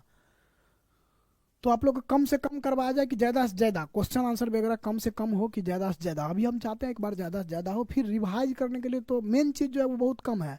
मेन चीज़ पूरा इतिहास का एक दिन में पूरा सब्जेक्टिव कंप्लीट करवा देंगे, लघु उत्तरीय एक दिन में पूरा, ऑब्जेक्टिव एक दिन में पूरा, दीर्घ उत्तरीय 3 दिन में पूरा इतिहास खत्म। जो मेन चीज़ आपको पढ़ना है, भूगोल में भी 3 दिन दे दीजिए, इकोनॉमिक्स में भी 3 दिन और आपका पॉलिटी में भी 3 दिन, यानी 12 दिन। 12 दिन आप दे दीजिए तो वो मेन चीज़ जो है आपको पढ़ना वो आपको कंप्लीट हो जाएगा, है ना। लेकिन अगर अच्छा नंबर लाना है तो खाली मेन चीज़ से काम नहीं चलने वाला है, उसके लिए और भी चीज़ों को पढ़ना पड़ेगा, है ना। तो हम लोग सब कुछ को पढ़ते हुए अभी चल रहे हैं। लास्ट में 15 दिन में अगर आपको 3-3 दिन हर विषय पर दे दिया जाए तो 3-3 दिन में आपका जो मेन चीज़ है वो सारा कंप्लीट हो जाएगा। एक दिन में पूरा इतिहास का ऑब्जेक्टिव, मेन ऑब्जेक्टिव जो है इम्पोर्टेंट वाला, खाली एक दिन में खाली लघुत्तरीय जो इम्पोर्टेंट वाला है खाली वही, बस 50 गो ऑब्जेक्टिव होगा, इम्पोर्टेंट वाला 40 गो 50 गो। एक दिन में दीर्घोत्तरीय 5 गो या 10 गो दीर्घोत्तरीय करवाएंगे एक दिन में। फिर इस तरीक़ा से एक एक दिन सब कुछ के लिए। तो 4 विषय है तो दे देना आपको 12 दिन, 4 विषय में 12 दिन में मेन चीज़ पूरा कंप्लीट। इतना ही से 60% क्वेश्चन आ जाएगा। ये 12 दिन का क्लास से ही आपका 60% आराम से क्वेश्चन आ जाएगा, है ना। ये तो हम लोग 80% के लिए पढ़ रहे हैं, ठीक है, समझ गए। चलते हैं आगे। विश्व पर्यावरण दिवस कब मनाया जाता है? विश्व पर्यावरण दिवस कब मनाया जाता है? तो 5 जून को विश्व पर्यावरण दिवस मनाया जाता है। विश्व पर्यावरण दिवस कब मनाया जाता है? 5 जून को विश्व पर्यावरण दिवस मनाया जाता है, ठीक है ना। नेक्स्ट आपका है सौर ऊर्जा कौन सा संसाधन है? सौर ऊर्जा कौन सा संसाधन है? मानवकृत, नवीकरणीय, अजैव या अनवीकरणीय? तो सौर ऊर्जा आपका नवीकरणीय संसाधन है, मतलब इसको पुनः प्राप्त किया जा सकता है। एक बार सौर ऊर्जा का आप उपयोग कर लीजिएगा फिर से सौर ऊर्जा आ जाएगा, सूर्य का ऊर्जा आ जाएगा। तो इसको हम लोग क्या कहेंगे? इसको हम लोग कहेंगे नवीकरणीय। क्या कहेंगे? नवीकरणीय कहेंगे, है ना, नवीकरणीय कहेंगे, ठीक है ना। समझ गए? सौर ऊर्जा क्या है? नवीकरणीय संसाधन है ना। सौर ऊर्जा आपका नवीकरणीय संसाधन है, ठीक। नेक्स्ट आपका है किसने कहा संसाधन होते नहीं बनते हैं? जिम्मरमैन। जिम्मरमैन का क्या कहना था? संसाधन होते नहीं बनते हैं। जिम्मरमैन का कहना है कि संसाधन होते नहीं बनते हैं। महात्मा गांधी का क्या कहना है? पेट भरने के लिए तो बहुत कुछ है लेकिन पेटी भरने के लिए नहीं, है ना। पेट भरने के लिए तो बहुत कुछ है लेकिन पेटी भरने के लिए नहीं। हमारे पास पेट भरने के लिए बहुत कुछ है लेकिन पेटी भरने के लिए नहीं। किसका कहना है? महात्मा गांधी का कहना है, ठीक। संसाधन होते नहीं बनते हैं, जिम्मरमैन, ठीक है। नेक्स्ट है सौर ऊर्जा कौन सा संसाधन है? फिर से आ गया। सौर ऊर्जा आपका मानवकृत संसाधन है यह पुनः पूर्ति योग्य संसाधन है या अजैव संसाधन है या अचक्रीय संसाधन है। तो यह हो जाएगा पुनः पूर्ति योग्य। एक बार संसाधन का उपयोग कर लीजिए फिर से पूर्ति इसका हो जाता है, तो इसको हम लोग कहते हैं नवीकरणीय। वैसा संसाधन जो पुनः पूर्ति योग्य है उसी को हम लोग तो नवीकरणीय कहते हैं। वैसा संसाधन जिसको पुनः प्राप्त किया जा सकता है उसी को क्या कहते हैं, नवीकरणीय। तो यहाँ नवीकरणीय नहीं दे करके इसके जगह क्या दे दिया, पुनः पूर्ति योग्य दे दिया। तो इसका ऑप्शन नंबर क्या हो जाएगा, बी हो जाएगा, पुनः पूर्ति योग्य, है ना। तो ऐसा भी कभी कभी किया जाता है चेक करने के लिए, कॉन्सेप्ट है ना, पूछा हुआ क्वेश्चन है। नवीकरणीय की जगह क्या दे दिया, उसका परिभाषा दे दिया पुनः पूर्ति योग्य। तो सौर ऊर्जा क्या है, आपका पुनः पूर्ति योग्य संसाधन है। सौर ऊर्जा आपका पुनः पूर्ति योग्य संसाधन है। नेक्स्ट है दूसरा पृथ्वी सम्मेलन, है ना, कहाँ हुआ था दूसरा पृथ्वी सम्मेलन, 1997 में दूसरा पृथ्वी सम्मेलन न्यूयॉर्क में हुआ था, है ना। इसको हम लोग +5 सम्मेलन भी कहते हैं। इसी को हम लोग क्या कहते हैं, +5 सम्मेलन भी कहते हैं। दूसरा पृथ्वी सम्मेलन 1998 में न्यूयॉर्क में हुआ, इसको हम लोग +5 सम्मेलन भी कहते हैं। ठीक। तीसरा है प्राकृतिक संसाधन को बचाने के लिए 1968 में कौन सा कन्वेंशन हुआ था। 1968 में, है ना, अफ्रीकी कन्वेंशन का आयोजन किया गया था। किसका, अफ्रीकी कन्वेंशन का आयोजन 1968 में किया गया था, है ना। तो इसको आपको ध्यान रखना है कि पृथ्वी को बचाने के लिए, है ना, प्राकृतिक संसाधन को बचाने के लिए 1968 में अफ्रीकी कन्वेंशन हुआ था। कौन सा कन्वेंशन हुआ था, अफ्रीकी कन्वेंशन हुआ था। ठीक है। नेक्स्ट है निम्न में से कौन अनवीकरणीय संसाधन है। अनवीकरणीय किसको कहेंगे, जिसको फिर से प्राप्त नहीं किया जा सकता है। वैसा संसाधन जो पुनः पूर्ति योग्य नहीं है, जिसको फिर से प्राप्त नहीं किया जा सकता, उसको क्या कहेंगे, अनवीकरणीय कहेंगे। सूर्य ऊर्जा को फिर से प्राप्त कर सकते हैं, जल को भी कर सकते हैं, पवन को भी कर सकते हैं, लेकिन जीवाश्म ईंधन को फिर से प्राप्त नहीं कर सकते हैं। तो ये आपका क्या हो जाएगा, ये आपका हो जाएगा, है ना, अनवीकरणीय संसाधन। ये आपका क्या हो जाएगा, अनवीकरणीय संसाधन। आगे प्रथम पृथ्वी सम्मेलन कहाँ आयोजित हुआ। प्रथम पृथ्वी सम्मेलन कहाँ आयोजित हुआ था, तो प्रथम पृथ्वी सम्मेलन 1992 में रियो डी जेनेरियो में, 1992 में रियो डी जेनेरियो में प्रथम पृथ्वी सम्मेलन हुआ था। यहीं पर कार्यक्रम 21 यानी एजेंडा 21, है ना, एजेंडा 21 जो है, यही एजेंडा 21 जो कार्यक्रम है इसको यहीं पर जो है लागू किया गया था, है ना, प्रथम पृथ्वी सम्मेलन में ही। नेक्स्ट आपका है निम्न में से कौन नवीकरणीय ऊर्जा का स्रोत है। नवीकरणीय मतलब जिसको फिर से प्राप्त किया जा सकता है। तो आपका कोयला को नहीं किया जा सकता, पेट्रोल को भी नहीं किया जा सकता, प्राकृतिक गैस को भी नहीं किया जा सकता है। सूर्य का ऊर्जा फिर से प्राप्त हो सकता है, सूर्य का ऊर्जा फिर से प्राप्त हो सकता है। तो ये आपका क्या हो गया, नवीकरणीय। क्या हो गया, नवीकरणीय। नेक्स्ट है पर्यावरण संरक्षण के लिए पहला विश्व शिखर सम्मेलन कब आयोजित किया गया। तो पहला विश्व शिखर सम्मेलन 1972 में, कहाँ, स्टॉकहोम में। कहाँ पर, पहला विश्व सम्मेलन 1972 में स्टॉकहोम में आयोजन किया गया था। ठीक है ना। नेक्स्ट आपका निम्न में से कौन अजैविक संसाधन है। किस संसाधन में जान नहीं होता है। तो मानव में होता है, पक्षी में होता है, पेड़ में होता है, नदी में जान नहीं होता। ये क्या हो जाएगा, अजैविक संसाधन हो जाएगा। क्या हो जाएगा, अजैविक संसाधन हो जाएगा, है ना। नेक्स्ट आपका है कि कौन सा ऊर्जा का स्रोत अनवीकरणीय है। अनवीकरणीय कौन है, जिसको फिर से प्राप्त नहीं किया जा सकता। जल को किया जा सकता है, सौर ऊर्जा को किया जा सकता है, हवा को भी किया जा सकता है, लेकिन कोयला को फिर से प्राप्त नहीं किया जा सकता है। यह क्या हो जाएगा, अनवीकरणीय हो जाएगा। कोयला क्या हो जाएगा, अनवीकरणीय हो जाएगा। कोयला अनवीकरणीय हो जाएगा। नेक्स्ट आपका है कौन सा ऊर्जा स्रोत नवीकरणीय है। नवीकरणीय मतलब जिसको फिर से प्राप्त किया जा सकता है। प्राकृतिक गैस फिर से प्राप्त नहीं किया जा सकता है, कोयला नहीं किया जा सकता, पेट्रोल नहीं किया जा सकता है, पानी को फिर से प्राप्त किया जा सकता है। तो ये क्या हो जाएगा, नवीकरणीय हो जाएगा। क्या हो जाएगा, नवीकरणीय। नेक्स्ट आपका है तट रेखा से कितना क्षेत्र, कितना किलोमीटर क्षेत्र सीमा अपवर्जक आर्थिक क्षेत्र कहलाता है। कोई भी देश है उसके तट रेखा से कितना जो किलोमीटर तक का जो क्षेत्र होता है उसको हम लोग अपवर्जक आर्थिक क्षेत्र कहते हैं। ये आपसे पूछा जा रहा है ना। किसी देश के सीमा रेखा से कितना किलोमीटर तक का जो क्षेत्र होता है उसको हम लोग क्या कहते हैं, अपवर्जक आर्थिक क्षेत्र के नाम से जानते हैं। तो बताइएगा, है ना। यहाँ पर जो इसका आंसर हो जाएगा क्या हो जाएगा, 200 हो जाएगा। कितना हो जाएगा, 200, है ना। 200 किलोमीटर तक का जो क्षेत्र होता है उसको हम लोग अपवर्जक आर्थिक क्षेत्र कहते हैं। किसी देश के तट रेखा से 200, है ना, 200 किलोमीटर तक के क्षेत्र को अपवर्जक आर्थिक क्षेत्र कहा जाता है। ठीक है। नेक्स्ट आपका है कि हमारे पास पेट भरने के लिए तो बहुत कुछ है लेकिन पेटी भरने के लिए नहीं। किसने कहा था, महात्मा गांधी का कहना था कि हमारे पास पेट भरने के लिए तो बहुत कुछ है लेकिन पेटी भरने के लिए कुछ नहीं। डाकुओं के अर्थव्यवस्था का संबंध क्या चीज़ से। डाकुओं का अर्थव्यवस्था संसाधन का, है ना, अनियोजित दोहन से है। मतलब संसाधन का बहुत अधिक उपयोग करेगा, तो यही क्या है, डाकुओं का अर्थव्यवस्था है। ठीक है। नेक्स्ट है संसाधन संरक्षण का वकालत सबसे पहले कहाँ किया गया था?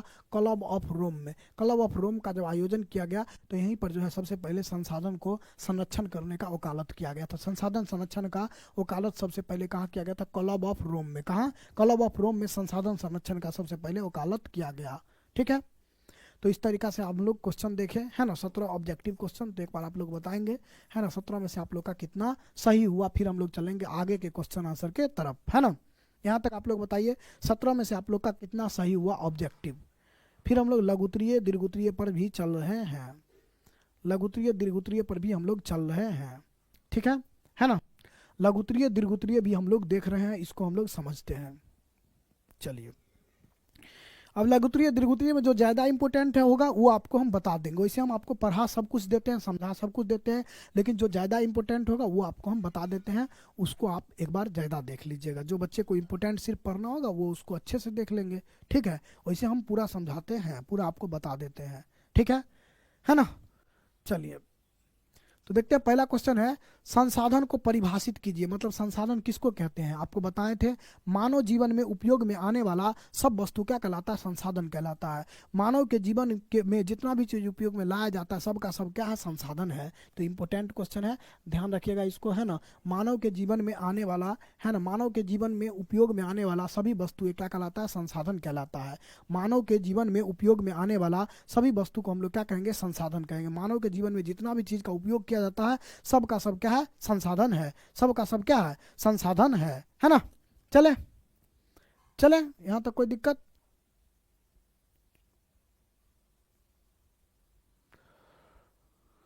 चलिए, नेक्स्ट आपका है, नेक्स्ट आपका क्या है? नेक्स्ट आपका हम लोग चलते हैं और देखते हैं। नेक्स्ट आपका है कि यहाँ तक कोई दिक्कत? जैसे नल हो गया, बोर्ड हो गया, मोबाइल हो गया, साइकिल हो गया, जितना भी चीज़ मानव के जीवन में उपयोग में आता है सबका सब क्या है? संसाधन है। मानव के जीवन में उपयोग में आने वाला सभी वस्तु क्या कहलाएगा? संसाधन कहलाएगा। मानव के जीवन में जितना भी चीज़ का उपयोग किया जाता है सबका सब क्या है? संसाधन कहलाता है। सबका सब संसाधन कहलाता है। ठीक है। नेक्स्ट है, संभावी और संचित कोष संसाधन में क्या अंतर है? ये क्वेश्चन पूछा नहीं गया है, उतना इंपोर्टेंट नहीं है, फिर भी देख लीजिए। संभावी संसाधन किसको कहेंगे? वैसा संसाधन जिसका भविष्य में उपयोग में होने का संभावना है। वैसा संसाधन जिसका क्या है? भविष्य में उपयोग में लाए जाने का संभावना है, उसको कहेंगे संभावी संसाधन, है ना। और संचित कोष संसाधन किसको कहेंगे? वैसा संसाधन जिसको उपयोग में लाया जा सकता है लेकिन लाया नहीं जा रहा है, तो उसको कहेंगे संचित कोष संसाधन, है ना। वैसा संसाधन जिसको उपयोग में लाया जा सकता है लेकिन उसका उपयोग नहीं किया जा रहा है, तो उसको हम लोग क्या कहेंगे? संचित कोष संसाधन कहेंगे। ठीक। नेक्स्ट आपका है, संसाधन संरक्षण की उपयोगिता को लिखिए। संसाधन संरक्षण का उपयोगिता क्या है? इंपोर्टेंट है। संसाधन को बचाना क्यों जरूरी है? संसाधन को बचाना क्यों जरूरी है? संसाधन संरक्षण का क्यों जरूरी है? ये भी पूछा जा सकता है आपसे कि संसाधन संरक्षण क्यों जरूरी है, या संसाधन संरक्षण का क्या उपयोगिता है। मतलब संसाधन संरक्षण का क्या उपयोग है? हम लोग संसाधन को क्यों संरक्षण करते हैं? संसाधन को हम लोग क्यों संरक्षण करते हैं? संसाधन को हम लोग क्यों बचाते हैं? ये आपसे पूछा जा सकता है, बहुत इंपॉर्टेंट है। तो हम लोग देखते हैं, संसाधन का अत्यधिक उपयोग करने से विभिन्न प्रकार का क्या होता है? समस्या, विभिन्न प्रकार का समस्या को जन्म देता है। अगर हम लोग संसाधन का बहुत अधिक उपयोग करते हैं तो बहुत प्रकार का समस्या का जन्म होता है ना। संसाधन का अगर हम लोग बहुत अधिक उपयोग करते हैं तो इससे सामाजिक, आर्थिक, सांस्कृतिक, पर्यावरणीय बहुत प्रकार का समस्या जन्म लेता है। ठीक है। संसाधन को हम लोग अधिक उपयोग करते हैं, इससे क्या होता है? विभिन्न प्रकार का समस्या जन्म लेता है ना। तो इसी समस्या को समाधान करने के लिए संसाधन को बचाना जरूरी है। इसी समस्या का समाधान करने के लिए संसाधन को बचाना क्या है? जरूरी है। संसाधन का जब हम लोग अधिक उपयोग करने लगते हैं और विवेकपूर्ण उपयोग करने लगते हैं तो क्या होने लगता है? बहुत तरीका का समस्या होने लगता है। जैसे वर्षा समय से नहीं होता है ना, जलवायु परिवर्तन अच्छा नहीं होता है, ग्लोबल वार्मिंग बढ़ जाता है। तो इस तरीका का बहुत सारा समस्या आपको देखने को मिलता है। तो उसी को हम लोग बचाने के लिए, उसी समस्या को समाधान करने के लिए, उसी समस्या को कम करने के लिए संसाधन संरक्षण जरूरी है, यानी संसाधन को बचाना जरूरी है। उसी संसाधन को कम करने के लिए संसाधन को बचाना क्या है? जरूरी है। ठीक है ना। उसके बाद आपका है, संसाधन के निर्माण में तकनीक का क्या भूमिका है? संसाधन के निर्माण में टेक्नोलॉजी का क्या भूमिका है? टेक्नोलॉजी का क्या भूमिका है? तो आपको पता है, कोई भी संसाधन हो, कोई भी संसाधन हो, है ना, उसको तकनीक के सहारे ही जीवन उपयोगी बनाया जा सकता है। कोई भी संसाधन है उसको अधिक से अधिक जीवन उपयोगी बनाना है तो उसके लिए क्या चाहिए? तकनीक चाहिए। क्या चाहिए? तकनीक चाहिए। यानी तकनीक का भूमिका संसाधन को निर्माण में बहुत अधिक होता है ना। तकनीक का जो भूमिका होता है वो संसाधन के निर्माण में महत्वपूर्ण है। संसाधन के निर्माण में तकनीक का भूमिका बहुत अधिक है। कोई भी जो संसाधन है उसको तकनीक के सहारे हम लोग क्या कर सकते हैं? जीवन उपयोगी बना करके और उसको अपने जीवन में उपयोग कर सकते हैं। ठीक है ना। तो संसाधन के निर्माण में तकनीक की भूमिका क्या है? महत्वपूर्ण है।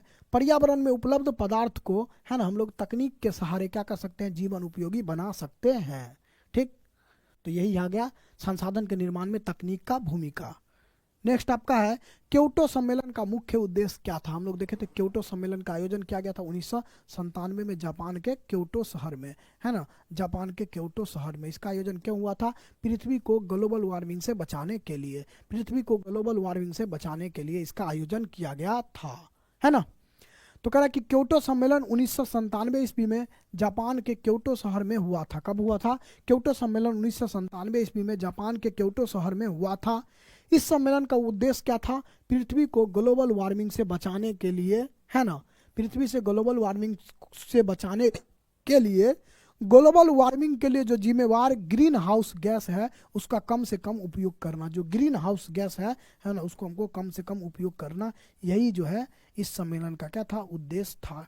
ग्रीन हाउस गैस के उपयोग में कमी लाना, ताकि हम लोग क्या कर सके? ताकि हम लोग पृथ्वी को ग्लोबल वार्मिंग से बचा सके, है ना। पृथ्वी को ग्लोबल वार्मिंग से बचाने के लिए ग्रीन हाउस गैस के उपयोग में कमी लाना जो है क्योटो सम्मेलन का क्या था? उद्देश्य था। क्योटो सम्मेलन 1997 में जापान के क्योटो शहर में हुआ था और इसका उद्देश्य क्या था? इसका उद्देश्य था पृथ्वी को ग्लोबल वार्मिंग से बचाने के लिए, ग्लोबल वार्मिंग के लिए जो जिम्मेवार गैस है ग्रीन हाउस गैस, उसका कम से कम उपयोग करना। ठीक है। नेक्स्ट है प्राकृतिक संसाधन का संरक्षण क्यों आवश्यक है? फिर से वही क्वेश्चन है कि संसाधन संरक्षण का क्या उपयोगिता है, या प्राकृतिक संसाधन को बचाना क्यों जरूरी है? प्राकृतिक संसाधन को बचाना क्यों जरूरी है? तो आपको यही लिखना है कि संसाधन का अत्यधिक उपयोग से विभिन्न प्रकार का समस्या उत्पन्न होता है। संसाधन का ज्यादा उपयोग करते हैं तो क्या होता है? विभिन्न प्रकार का समस्या उत्पन्न हो जाता है ना। तो सतत विकास को बनाए रखने के लिए, तो लगातार विकास होते रहे, कोई समस्या उत्पन्न न हो, है ना, उन समस्याओं का समाधान के लिए या सतत विकास को बनाए रखने के लिए, लगातार विकास होते रहे, है ना, इसके लिए जो है संसाधन को बचाना जरूरी है, संसाधन का संरक्षण जरूरी है। ठीक है। तो इम्पोर्टेंट है प्राकृतिक संसाधन का संरक्षण क्यों जरूरी है? प्राकृतिक संसाधन का संरक्षण क्यों जरूरी है? तो संसाधन का अत्यधिक उपयोग से विभिन्न प्रकार का समस्या उत्पन्न होता है। तो उन समस्याओं को कम करने के लिए, उन समस्याओं से छुटकारा पाने के लिए जो है संसाधन का संरक्षण क्या है? जरूरी है ना। और सतत विकास को बनाए रखने के लिए, लगातार विकास होते रहे समाज में, देश में, तो इसके लिए संसाधन को, है ना, संसाधन को जो है क्या करना? बचाना जरूरी है। ठीक। नेक्स्ट है संसाधन संरक्षण का क्या महत्व है? मतलब संसाधन का संरक्षण क्यों जरूरी है? फिर वही क्वेश्चन, बार बार एक ही क्वेश्चन पूछ रहा है ना, घुमा फिरा करके, थोड़ा थोड़ा अलग करके। संसाधन संरक्षण क्यों जरूरी है? संसाधन संरक्षण का क्या महत्व है? तो वही बात आपको लिखना है ना।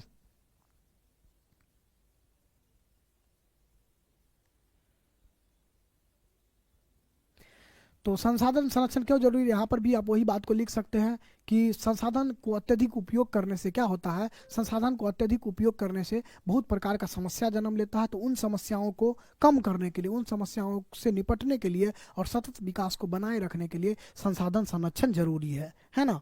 तो संसाधन का संरक्षण करके हम लोग पर्यावरण को बिना क्षति पहुंचाए, भविष्य को ध्यान में रख करके वर्तमान विकास को भी कायम रख सकते हैं, वर्तमान में विकास कर सकते हैं। इससे वर्तमान विकास के साथ साथ भविष्य भी सुरक्षित रह सकता है। अगर संसाधन संरक्षण हम लोग करें तो वर्तमान के साथ साथ हम लोग का भविष्य भी क्या रहेगा? सुरक्षित रहेगा। तो यहाँ पर आप 3 क्वेश्चन देखे होंगे। क्वेश्चन नंबर 7, 6 और आपका, है ना, 3, तीनों एक ही क्वेश्चन है। अगर तीनों में आप चाहे तो एक ही आंसर लिख सकते हैं। क्वेश्चन नंबर 3, है ना, 6 और 7, तीनों क्या एक ही क्वेश्चन है, थोड़ा सा चेंज किया गया है आंसर को। तो अपने भाषा में आप अलग अलग क्वेश्चन में हम अलग अलग आंसर लिख दिए हैं, थोड़ा सा चेंज कर करके। लेकिन अगर आप चाहें तो तीनों में एक ही आंसर लिख सकते हैं, यही कि संसाधन का ज्यादा उपयोग करने से विभिन्न प्रकार का समस्या उत्पन्न होता है। तो उस समस्या को कम करने के लिए और सतत विकास को बनाए रखने के लिए संसाधन संरक्षण क्या है? जरूरी है। ठीक है ना, समझ गए। 3 7 और 3 6 और 7 एक ही क्वेश्चन है, एक ही चीज है, उसको भाषा बदल बदल के दिया गया है, ठीक है ना। तो ये आपको समझना है, यहाँ पर इस तरीका से क्वेश्चन आपको घुमाता है एग्जाम में। तो लघु उत्तरीय आपका हो गया। वीवीआई कौन कौन है आपको हम बता दिए। अब दीर्घ उत्तरीय में हम लोग चलते हैं। दीर्घ उत्तरीय में यहाँ से क्वेश्चन नहीं आता है, लेकिन फिर भी बुक में दिया है तो क्वेश्चन को हम लोग देख लेते हैं। बुक में दिया है, क्वेश्चन को हम लोग देख लेते हैं। यह आपके द्वारा लिखा गया, बिल्कुल हमारे द्वारा पूरा आंसर लिखा गया है ना। कहीं का इसमें आंसर नहीं है, आपका एकदम बिल्कुल आसान भाषा में, अपने भाषा में छोटा से छोटा हम लिखने का प्रयास किए हैं, है ना। तो बिल्कुल अपने भाषा में इसको लिखा गया और आपको समझ में भी आसानी से आ जाएगा। करा कि संसाधन के विकास में सतत विकास की अवधारणा का व्याख्या करें, है ना। सतत विकास का क्या कॉन्सेप्ट है बताइए। सतत विकास आपको अभी हम तुरंत बताए हैं। हम लोग अभी संसाधन का अंधाधुन उपयोग कर रहे हैं, मतलब बहुत अधिक उपयोग हम लोग संसाधन का कर रहे हैं।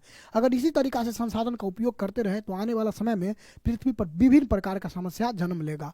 तो उस समस्या आगे विभिन्न प्रकार का समस्या जन्म न ले, इसके लिए संसाधन को क्या है, संसाधन को संरक्षण जरूर।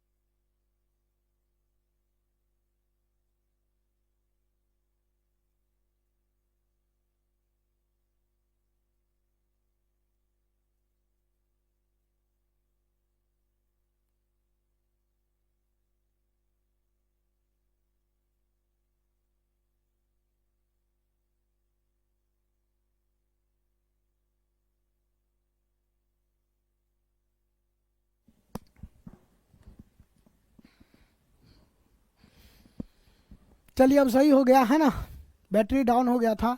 तो देखते हैं हम लोग आगे, है ना। आगे हम लोग देखते हैं इससे आगे के चीज़ों को। नेक्स्ट क्वेश्चन है आपका कि स्वामित्व के आधार पर संसाधन के प्रकार। तो आपको हम बताएं स्वामित्व के आधार पर संसाधन 4 प्रकार के होते हैं। एक तो हो गया व्यक्तिगत, एक हो गया सामुदायिक, एक हो गया राष्ट्रीय और एक हो गया अंतर्राष्ट्रीय। व्यक्तिगत किसको कहेंगे, वैसा संसाधन जिस पर किसी निजी व्यक्ति का अधिकार हो उसको व्यक्तिगत संसाधन कहेंगे। सामुदायिक संसाधन किसको कहेंगे, वैसा संसाधन जिस पर समाज का अधिकार हो उसको हम लोग सामुदायिक संसाधन कहेंगे। और राष्ट्रीय संसाधन किसको कहेंगे, वैसा संसाधन जिस पर किसी देश का अधिकार हो उसको हम लोग राष्ट्रीय संसाधन कहेंगे। और अंतर्राष्ट्रीय संसाधन किसको कहेंगे, तो ऐसा संसाधन जिस पर, है ना, किसी अंतर्राष्ट्रीय संस्था का अधिकार हो उसको हम लोग क्या कहेंगे, अंतर्राष्ट्रीय संसाधन कहेंगे। तो ये 4 प्रकार का स्वामित्व के आधार पर संसाधन होता है, इसको हम आपको पहले ही बता चुके हैं, तो इसको देख लीजिएगा। तो दीर्घ उत्तरीय में कोई इंपॉर्टेंट क्वेश्चन इस चैप्टर में नहीं है, अभी तक नहीं पूछा गया, लेकिन फ्यूचर में पूछा जा सकता है। तो पूछा जाएगा तो आप लोग बना ही लीजिएगा, है ना, कोई दिक्कत नहीं है, ठीक है। तो ये चैप्टर आपका कंप्लीट। ये चैप्टर आपका क्या हो गया, कंप्लीट। तो जो छोटा चैप्टर होगा उसको हम लोग एक ही क्लास में क्या करेंगे, कंप्लीट कर लेंगे, है ना। जो छोटा चैप्टर होगा उसको हम लोग एक ही क्लास में कंप्लीट कर लेंगे। जो बड़ा चैप्टर होगा उसके लिए हम लोग 2 क्लास लेंगे, ठीक है। एक क्लास में कॉन्सेप्ट, एक क्लास में क्वेश्चन आंसर, एक क्लास में कॉन्सेप्ट, एक क्लास में क्वेश्चन आंसर, ठीक है ना। समझ रहे हैं ना सब कुछ आप लोग। जो छोटा चैप्टर होगा उसको एक ही क्लास में कंप्लीट कर लिया जाएगा, जो बड़ा चैप्टर होगा उसके लिए हम लोग 2 क्लास लेंगे, है ना। और इस तरीका से हम लोग पूरे पढ़ेंगे, पूरा सिलेबस को कंप्लीट करेंगे, ठीक है। तब बताइए आप लोग क्या हाल चाल है, आप बताइए, आप लोग हाल चाल ठीक है ना। कोई दिक्कत आप लोग को यहाँ तक, कोई समस्या, कोई दुख, कोई दर्द। और लिखने का आप लोग अपना प्रैक्टिस करिए और रिकॉल, है ना। 2 चीज़ आपको याद करने का तरीका है जो हम आपको बार बार बता रहे हैं। एक तो लिखना, एक समझ करके और लिखना। पहले समझ लीजिए और उसको क्या करना है, उसको रिकॉल कर करके और लिखना है। रिकॉल मतलब फिर दिमाग में याद करना है उसको, और उसको क्या करना है, लिखना है। यही सबसे अच्छा तरीका अभी तक है याद करने का। याद करने का यही जो है अच्छा तरीका है। तो इसको आप लोग फॉलो करिए। पहले हम समझाएं, समझ लीजिए, फिर एक बार पढ़ लीजिए, समझ लीजिए, फिर उसको क्या करना है, खुद से लिखने का प्रैक्टिस करना है, खुद से लिखने का प्रैक्टिस करना है, ठीक है ना। तब जाके आपका अधिक से अधिक हो पाएगा, ठीक। तो ज्योग्राफी में तो पढ़ना बहुत कुछ है और पढ़ेंगे भी, लेकिन जो इम्पोर्टेंट है उस चीज़ आपको पता चल जाएगा। जैसे पूरा पढ़ते रहेंगे उसमें से जो इम्पोर्टेंट है आपको पता चल ही जाता है। और आपको हम बताएं कि लास्ट में अगर हम लोग करेंगे 3 क्लास करें, एक क्लास ऑब्जेक्टिव का, एक क्लास लघुत्तरीय का, एक क्लास दीर्घोत्तरीय का, तो आपका पूरा ज्योग्राफी खत्म, टेंशन इसका खत्म। इसी तरीक़ा से हिस्ट्री में भी 3 क्लास चाहिए, हिस्ट्री में भी 3 क्लास चाहिए इसको ख़त्म करने के लिए। और पॉलिटी में भी 3 क्लास चाहिए इसको ख़त्म करने के लिए। इकोनॉमिक्स में भी 3 क्लास चाहिए इसको ख़त्म करने के लिए। और आपदा प्रबंधन में भी, आपदा प्रबंधन तो एक ही क्लास में ख़त्म हो जाएगा, आपदा प्रबंधन के लिए 1 क्लास चाहिए। यानी अगर हम लोग 12 से 13 क्लास और 15 क्लास और कर ले अच्छे से, है ना, लास्ट में, तो आपका जो यहीं से जो 60% वाले बच्चों का टेंशन है वो यहीं से कंप्लीट हो जाएगा। इतना कर लीजिएगा आप तो 30% आप 60% आपका आ जाएगा। और ठीक है, 60% आ जाएगा आपका। 60% मतलब समझ रहे हैं ना, 20 नंबर आपको स्कूल से मिलेगा, 45-50 नंबर यहाँ से मिल जाएगा 80 में, है ना। इतना पढ़ा देंगे कि 40-45 नंबर आराम से आपको मिल जाएगा 15 क्लास में, है ना। लेकिन यहाँ पर जो हम लोग पढ़ रहे हैं, यहाँ पर पढ़ रहे हैं 60 80 में कम से कम जो है आपको 60 जो है 60 80 में 60 जो है यहाँ से आना चाहिए। और 20 प्रैक्टिकल, 20 प्रैक्टिकल, है ना, 20 में 20 प्रैक्टिकल, यानी 80 प्लस का बात हम लोग कर रहे हैं, है ना। 80 प्लस का बात यहाँ पे कर रहे हैं। लेकिन अगर आप बहुत बच्चे हैं जो बस कह रहे हैं कि सर खाली 60% दिलवान दीजिए, तो 60% वाला बच्चा बस यही जो बताते हैं VVI उसको कर लीजिए, 60% आ जाएगा, है ना। सिर्फ VVI क्वेश्चन है ना, उसको खाली कर लीजिएगा तो 60% आपका आराम से आ जाएगा, ठीक है। या लास्ट में 15 दिन में उसी क्वेश्चन को हम एक जगह करके कलेक्ट करके करवा देंगे, तब भी आपका 60% आ जाएगा। हाँ, लिखना ज़रूरी है, लिखना बहुत ज़रूरी है। कम से कम 1-2 क्वेश्चन भी ज़रूर लिखिए डेली, जो इम्पोर्टेंट क्वेश्चन है उसको ज़रूर लिखिए डेली। अगर लिखेंगे, अगर आप यहाँ पर अगर लिखने का प्रैक्टिस नहीं करेंगे तो एग्ज़ाम में नहीं लिख पाएंगे अच्छे से। तो आप यहाँ पर लिखने का अगर प्रैक्टिस करेंगे तो आपको पता चलेगा हम गलती कहाँ कर रहे हैं लिखने में, है ना, कहाँ पर हम गलती कर रहे हैं ये आपको पता चलेगा। कैसे हमको एग्ज़ाम में लिखना है। अगर आप डायरेक्ट सोचेंगे एग्ज़ाम में लिखेंगे तो वहाँ पर गलती आप अपना नहीं पकड़ पाएंगे, ठीक है। समझ रहे हैं ना।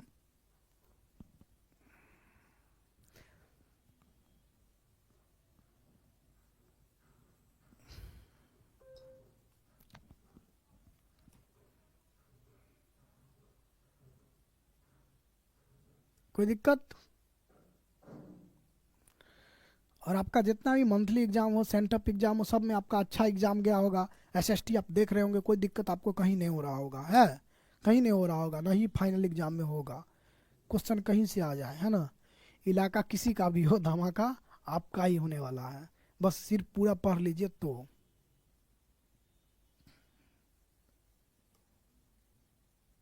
ठीक है। तो जिसमें VVI लिखे हैं सब्जेक्टिव में उसको देख लीजिएगा, जिनको 60% वाले बच्चे हैं। और बाद बाकी तो पूरा देख ही रहे हैं, जो लोग हैं जिनको पूरा अच्छा नंबर लाना है वो तो पूरा देख ही रहे हैं, ठीक है। तो आज के लिए इतना ही, फिर हम लोग मिलते हैं नेक्स्ट क्लास में। सभी लोगों को बहुत बहुत धन्यवाद, है ना, सभी लोगों का बहुत बहुत धन्यवाद। ठीक है, चलिए चले।